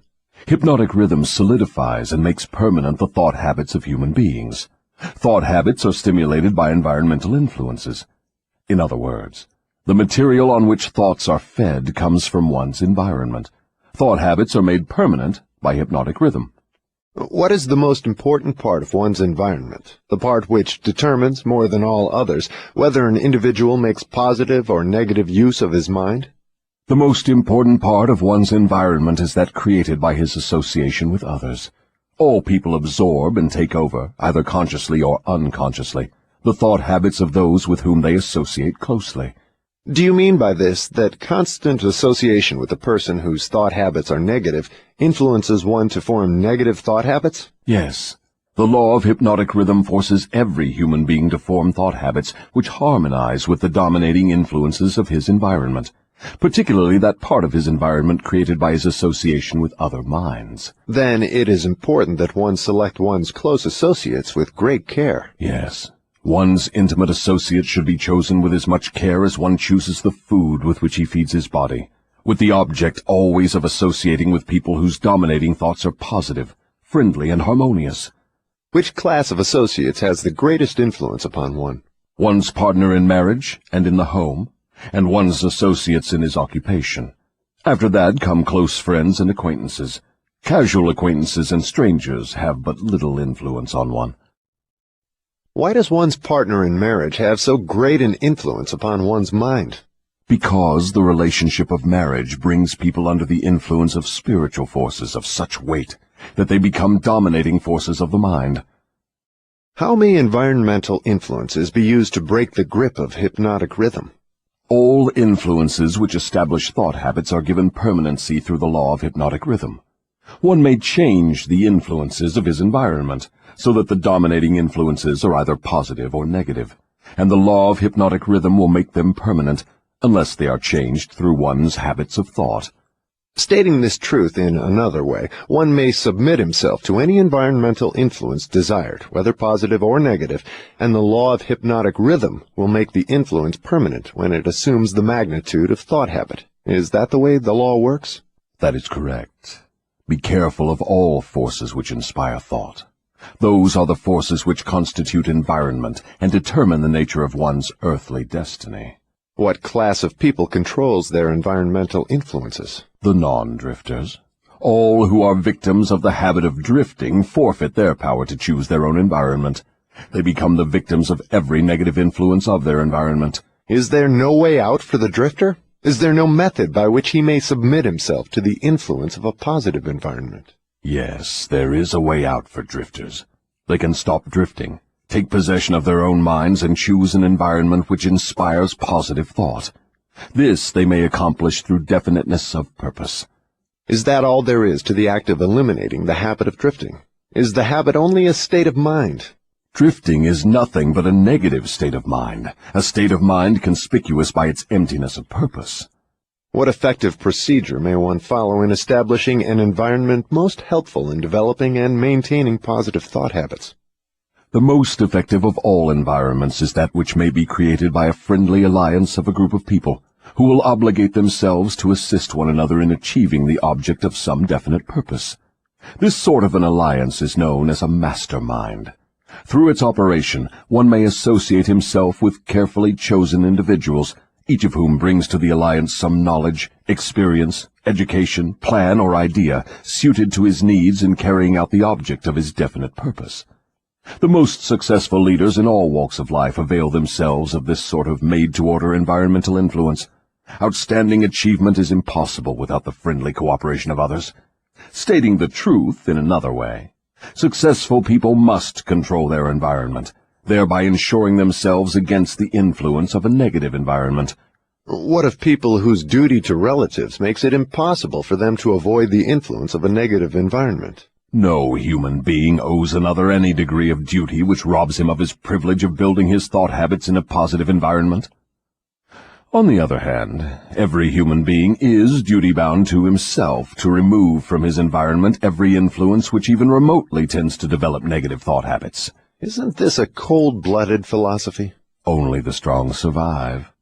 No one can be strong without removing himself from all influences which develop negative thought habits. Negative thought habits result in the loss of the privilege of self-determination, no matter what or who may cause those habits. Positive thought habits may be controlled by the individual and made to serve his aims and purposes. Negative thought habits control the individual and deprive him of the privilege of self-determination. I deduce from all you have said that those who control the environmental influences out of which their thought habits are built are masters of their earthly destinies, and that all others are mastered by earthly destinies. Is that stating the matter correctly? Perfectly stated. What establishes one's thought habits? All habits are established because of inherent or acquired desires, or motives. That is, habits are begun as the result of some form of definite desire. What takes place in the physical brain while one is forming thought habits? Desires are organized impulses of energy, called thoughts. Desires that are mixed with emotional feeling magnetize the brain cells in which they are stored and prepare those cells to be taken over and directed by the law of hypnotic rhythm. When any thought appears in the brain or is created there, and is mixed with keen emotional feeling of desire, the law of hypnotic rhythm begins at once to translate it into its physical counterpart. Dominating thoughts, which are acted upon first by the law of hypnotic rhythm, are those with which are mixed the strongest desires and the most intense feelings. Thought habits are established by the repetition of the same thoughts. What are the most impelling basic motives or desires which inspire thought action? The 10 most common motives, those which inspire most of one's physical action, are these: the desire for sex expression and love, the desire for physical food, the desire for spiritual, mental, and physical self-expression, the desire for perpetuation of life after death, the desire for power over others, the desire for material wealth, the desire for knowledge, the desire to imitate others, the desire to excel others, the 7 basic fears.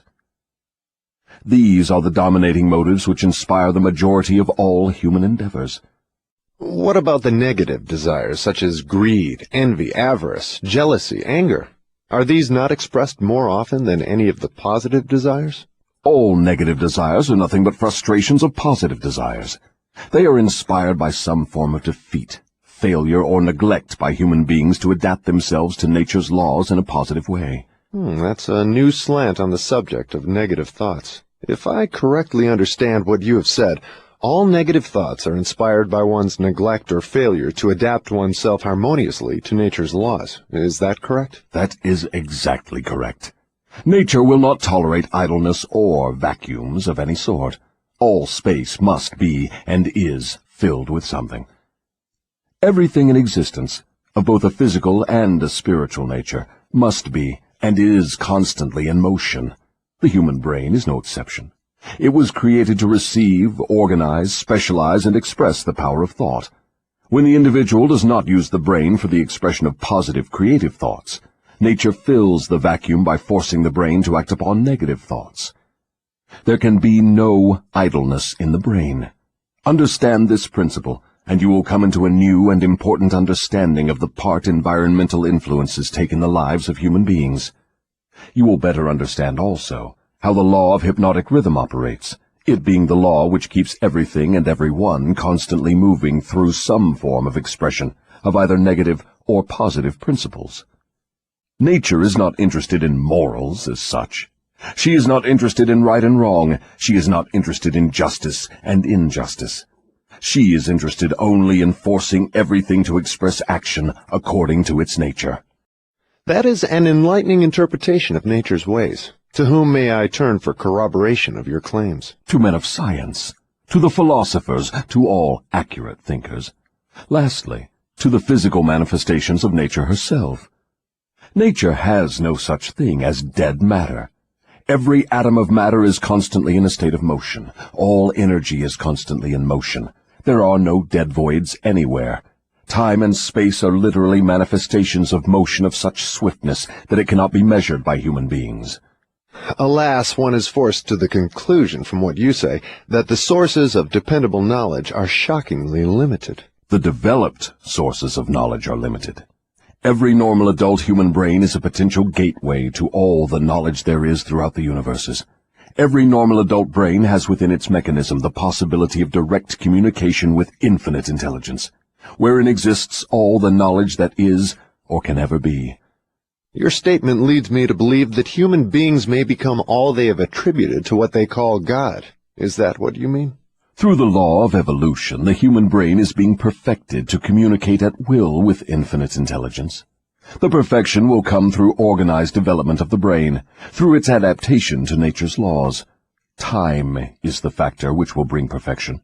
What causes cycles of recurring events such as epidemics of disease, business depressions, wars, and crime waves? All such epidemics in which great numbers of people are similarly affected are caused by the law of hypnotic rhythm, through which nature consolidates thoughts of a similar nature and causes those thoughts to be expressed through mass action. Then the Great Depression was put into motion because great numbers of people were influenced to release thoughts of fear. Is that correct? Perfectly. Millions of people were endeavoring to get something for nothing through stock gambling.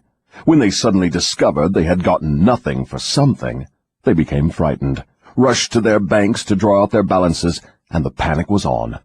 Through mass thought of millions of minds, all thinking in terms of fear of poverty, the Depression was prolonged over a period of years. From what you say, I deduce that nature consolidates the dominating thoughts of people and expresses these thoughts through some form of mass action, such as business depressions, business booms, and so on. Is that correct? You have the right idea. Let us now take up the next of the 7 principles. Go ahead and describe it. The next principle is time, the 4th dimension. What relationship is there between time and the operation of the law of hypnotic rhythm? Time is the law of hypnotic rhythm. The lapse of time required to give permanency to thought habits depends upon the object and the nature of the thoughts. But I understood you to say that the only enduring thing in nature is change. If that is true, then time is constantly changing, rearranging, and recombining all things, including one's thought habits. How then could the law of hypnotic rhythm give permanency to one's thought habits? Time divides all thought habits into 2 classes, negative thoughts and positive thoughts. One's individual thoughts are, of course, constantly changing and being recombined to suit the individual's desires. But thoughts do not change from negative to positive, or vice versa, except through voluntary effort on the part of the individual. Time penalizes the individual for all negative thoughts, and rewards him for all positive thoughts, according to the nature and purpose of the thoughts. If one's dominating thoughts are negative, time penalizes the individual by building in his mind the habit of negative thinking, and then proceeds to solidify this habit into permanency every second of its existence. Positive thoughts are, likewise, woven by time into permanent habits. The term permanency, of course, refers to the natural life of the individual. In the strict sense of the term, nothing is permanent. Time converts thought habits into what might be called permanency during the life of the individual. Now I have a better understanding of how time works. What other characteristics has time in connection with the earthly destiny of human beings? Time is nature's seasoning influence through which human experience may be ripened into wisdom. People are not born with wisdom, but they are born with the capacity to think, and they may, through the lapse of time, think their way into wisdom. Do youths ever possess wisdom? Only in very elementary matters. Wisdom comes only through the lapse of time. It cannot be inherited, and it cannot be imparted from one person to another except through the lapse of time. Does the lapse of time force an individual to acquire wisdom? No. Wisdom comes only to non-drifters who form positive thought habits as a dominating force in their lives. Drifters and those whose dominating thoughts are negative never acquire wisdom, except of a very elementary nature. From what you say, I infer that time is the friend of the person who trains his mind to follow positive thought habits, and the enemy of the person who drifts into negative thought habits. Is that correct? That is precisely true. All people can be classified as drifters and non-drifters. Drifters are always at the mercy of the non-drifters, and time makes this relationship permanent. Do you mean that if I drift along through life without definite aim or purpose, the non-drifter may become my master, and time only serves to give the non-drifter a stronger and more permanent grip upon me? That is stating the truth exactly. What is wisdom? Wisdom is the ability to relate yourself to nature's laws so as to make them serve you, and the ability to relate yourself to other people so as to gain their harmonious, willing cooperation in helping you to make life yield whatever you demand of it. Then accumulated knowledge is not wisdom. Great heavens, no! If knowledge were wisdom, the achievements of science would not have been converted into implements of destruction. What is needed to convert knowledge into wisdom? Time, plus the desire for wisdom. Wisdom is never thrust upon one. It is acquired, if at all, by positive thinking, through voluntary effort. Is it safe for all people to have knowledge? It is never safe for anyone to have extensive knowledge without wisdom. What is the age at which most people who acquire wisdom begin to acquire it? The majority of people who acquire wisdom do so after they have passed the age of 40. Prior to that time, the majority of people are too busy gathering knowledge and organizing it into plans to spend any effort seeking wisdom. What circumstance of life is most apt to lead one to acquire wisdom? Adversity and failure. These are nature's universal languages through which she imparts wisdom to those who are ready to receive it. Do adversity and failure always bring wisdom? No, only to those who are ready for wisdom and have voluntarily sought it. What determines one's readiness to receive wisdom? Time and the nature of one's thought habits. Is newly acquired knowledge the same as time-tested knowledge? No. Knowledge tested through the lapse of time always is superior to that which has been newly acquired. Time gives to knowledge definiteness in both quality and quantity, and dependability. One can never be sure of knowledge that has not been tested. What is dependable knowledge? It is knowledge which harmonizes with natural law, which means that it is based upon positive thought. Does time modify and alter the values of knowledge? Yes, time modifies and alters all values. That which is accurate knowledge today may become null and void tomorrow because of time's rearrangement of facts and values. Time modifies all human relationships for better or for worse, depending upon the policy through which people relate themselves to one another. In the realm of thought there is a time when it is proper to sow the seeds of thought, and there is a proper time to reap the harvest of those thoughts, the same as there is a time to sow and a time to reap from the soil of the earth. Without the proper measurement of time between the sowing and the reaping, nature modifies or withholds the rewards of the sowing. Go ahead now and describe the last two of the 7 principles. The next principle is harmony. Throughout nature one may find evidences that all natural law moves in an orderly manner, through the law of harmony. Through the operation of this law, nature forces everything within the range of a given environment to become harmoniously related. Understand this truth, and you will catch a new and a more intriguing vision of the power of environment. You will understand why association with negative minds is fatal to those seeking self-determination. Do you mean that nature voluntarily forces human beings to harmonize with the influences of their environment? Yes, that is true. The law of hypnotic rhythm forces upon every living thing the dominating influences of the environment in which it exists. If nature forces human beings to take on the nature of the environment in which they live, what means of escape are available to people who find themselves in an environment of poverty and failure, but desire to escape? They must change their environment or remain poverty-stricken. Nature permits no one to escape the influences of his environment. However, nature, in her abundance of wisdom, has given to every normal human being the privilege of establishing his own mental, spiritual, and physical environment. But once he establishes it, he must become a part of it. This is the inexorable working of the law of harmony. In a business association, for example, who establishes the dominating influence that determines the rhythm of the environment? The individual or individuals who think and act with definiteness of purpose. Is it as simple as that? Yes. Definiteness of purpose is the starting point from which an individual may establish his own environment. I do not seem to follow your reasoning. The entire world is torn with warfare and business depressions and other forms of strife which represent about everything except harmony. Nature does not seem to be forcing people to harmonize with one another. How do you explain this inconsistency? There is no inconsistency. The dominating influences of the world are, as you say, negative. Very well, nature is forcing human beings to harmonize with the dominating influences of the world environment. Manifestations of harmony may be either positive or negative. For example, a group of men in prison may, and they generally do, think and act in a negative manner. But nature sees to it that the dominating influence of the prison is impressed upon every individual in it.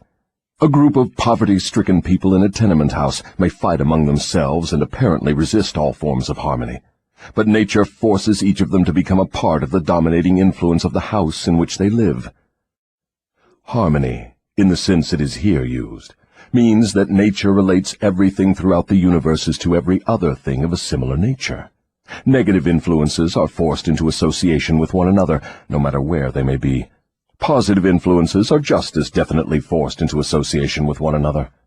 I'm beginning to see why successful business leaders are so careful in the choice of their business associates. Men who succeed in any calling usually establish their own environment by surrounding themselves with people who think and act in terms of success. Is that the idea? That is the idea exactly. Observe, with profit, that the one thing all successful men insist upon is harmony among their business associates. Another trait of successful people is that they move with definiteness of purpose and insist upon their associates doing the same. Understand these two truths, and you understand the major difference between a Henry Ford and a day laborer. Now, tell me about the last of the 7 principles. The last principle is caution. Next to the habit of drifting, the most dangerous human trait is the lack of caution. People drift into all sorts of hazardous circumstances because they do not exercise caution by planning the moves they make. The drifter always moves without exercising caution. He acts first and thinks later, if at all. He does not choose his friends. He drifts along and allows people to attach themselves to him on their own terms. He does not choose an occupation. He drifts through school and is glad to get the first job that will give him food and clothing. He invites people to cheat him at trade by neglecting to inform himself of the rules of trade. He invites illness by neglecting to inform himself of the rules of sound health. He invites poverty by neglecting to protect himself against the environmental influences of the poverty-stricken. He invites failure at every step he takes by neglecting to exercise the caution to observe what causes people to fail. He invites fear in all its forms by his lack of caution in examining the causes of fear. He fails in marriage because he neglects to use caution in his choice of a mate, and he uses still less caution in his methods of relating himself to her after marriage. He loses his friends or converts them into enemies by his lack of caution in relating himself to them on the proper basis. Are all people lacking in caution? No, only those who have acquired the habit of drifting. The non-drifter always uses caution. He carefully thinks his plans through before he begins them. He makes allowances for the human frailties of his associates, and plans ahead to bridge them. If he sends a messenger on an important mission, he sends someone else to make sure the messenger does not neglect his mission. Then he checks on both of them to be sure his wishes have been fulfilled. He takes nothing for granted where caution provides a way to ensure his success. Isn't over-caution as detrimental as lack of caution? There is no such thing as over-caution. What you call over-caution is an expression of fear. Fear and caution are two entirely different things. Don't people mistake fear for over-caution? Yes, that does sometimes happen. But the majority of people create for themselves far more disastrous hazards by total lack of the habit of caution than by over-caution. In what way may caution be used most advantageously? In the selection of one's associates, and in one's method of relating oneself to associates. The reason for this is obvious. One's associates constitute the most important part of one's environment, and environmental influences determine whether one forms the habit of drifting, or becomes a non-drifter.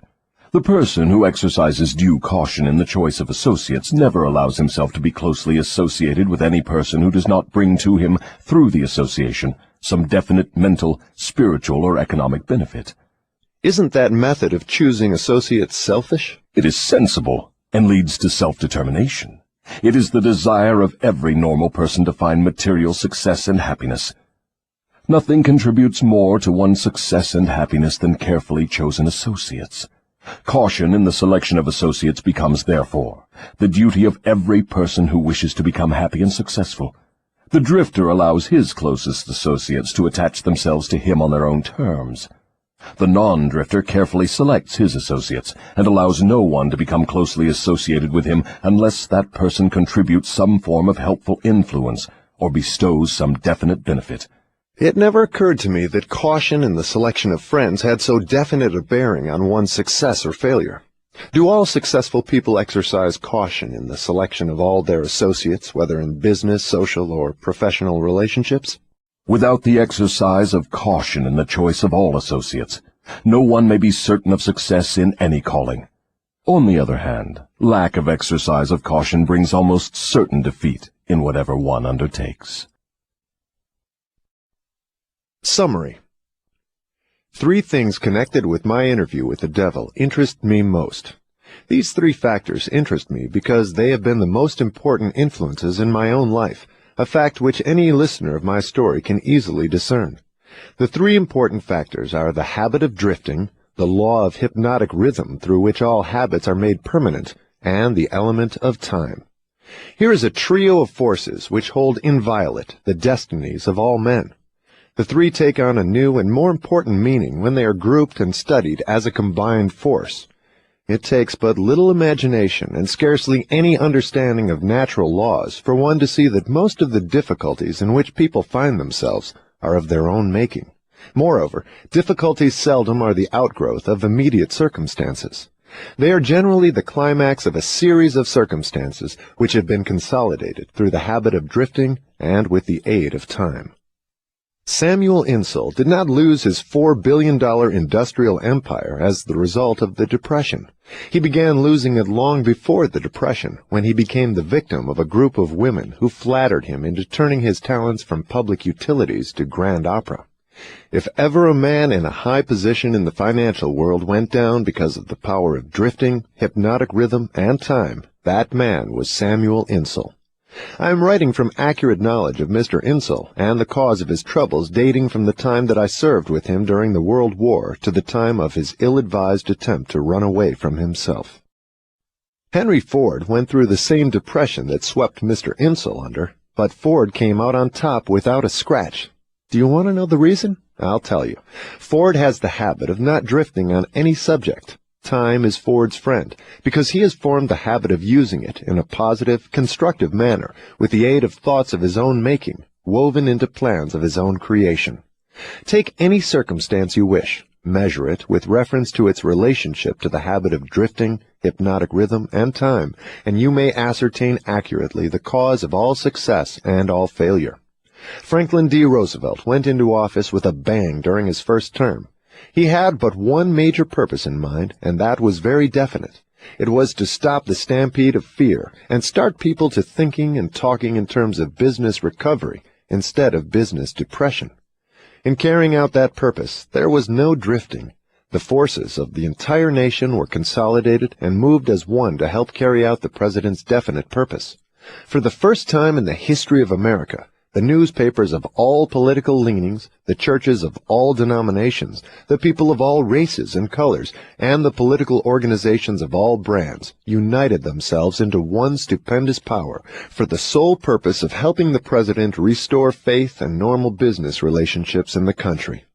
In a conference held between the president and a group of emergency advisors a few days after he went into office, I asked him what was his major problem. He replied, "It is not a question of majors and minors. We have but one problem, and that is to stop fear and supplant it with faith."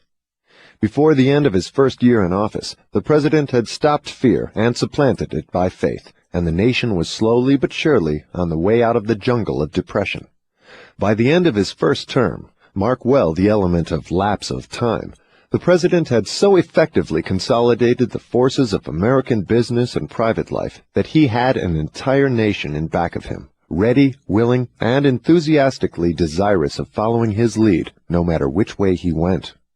These are facts well known to everyone who reads newspapers or listens to the radio. Then came another presidential election and the opportunity for the people to express their faith in their leader. They expressed it in a landslide without precedent in American politics, and the president went into office a second time with an almost unanimous electorate vote, with only 2 states meekly dissenting.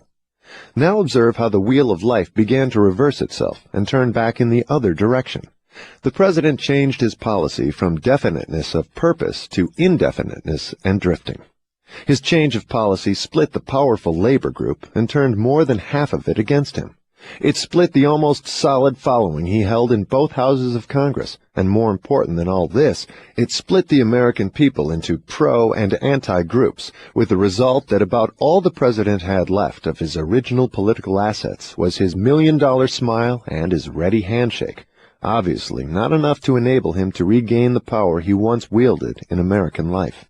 Here, then, we have an excellent example of a man who skyrocketed to great power through definiteness of purpose and belly-flop to the starting point by his habit of drifting. In both his rise and his fall can be seen clearly the operation of the principles of drifting and non-drifting reaching a climax through the power of hypnotic rhythm and time. All my life, the devil had a dramatic story to tell of his dealings with me. He saw me drift in and out of scores of business opportunities for which many would have given a king's ransom. He saw me drifting in my policy of relating myself to others, particularly in my lack of caution in business dealings.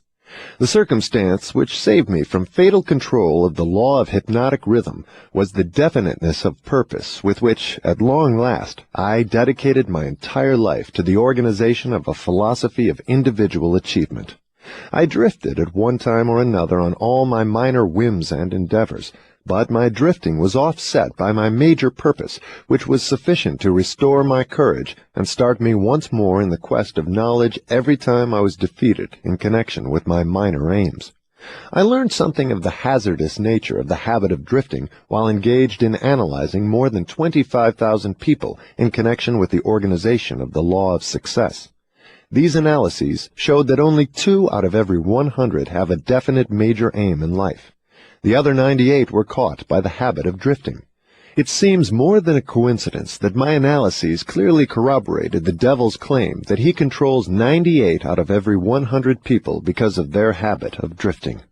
Looking back over my own career, I can see clearly that I could have avoided the majority of the temporary defeats with which I met if I had been definitely following a plan for the attainment of my major purpose in life.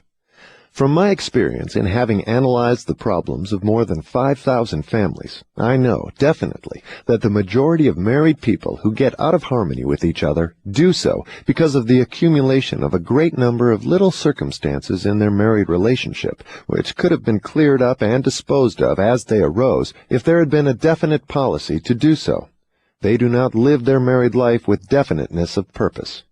So the story has gone, all back down the ages. The man with the most definite plan and purpose and the most power rides on to victory. The others scurry for cover and get crushed under the heels of those who are more determined. The answer is not hard to find.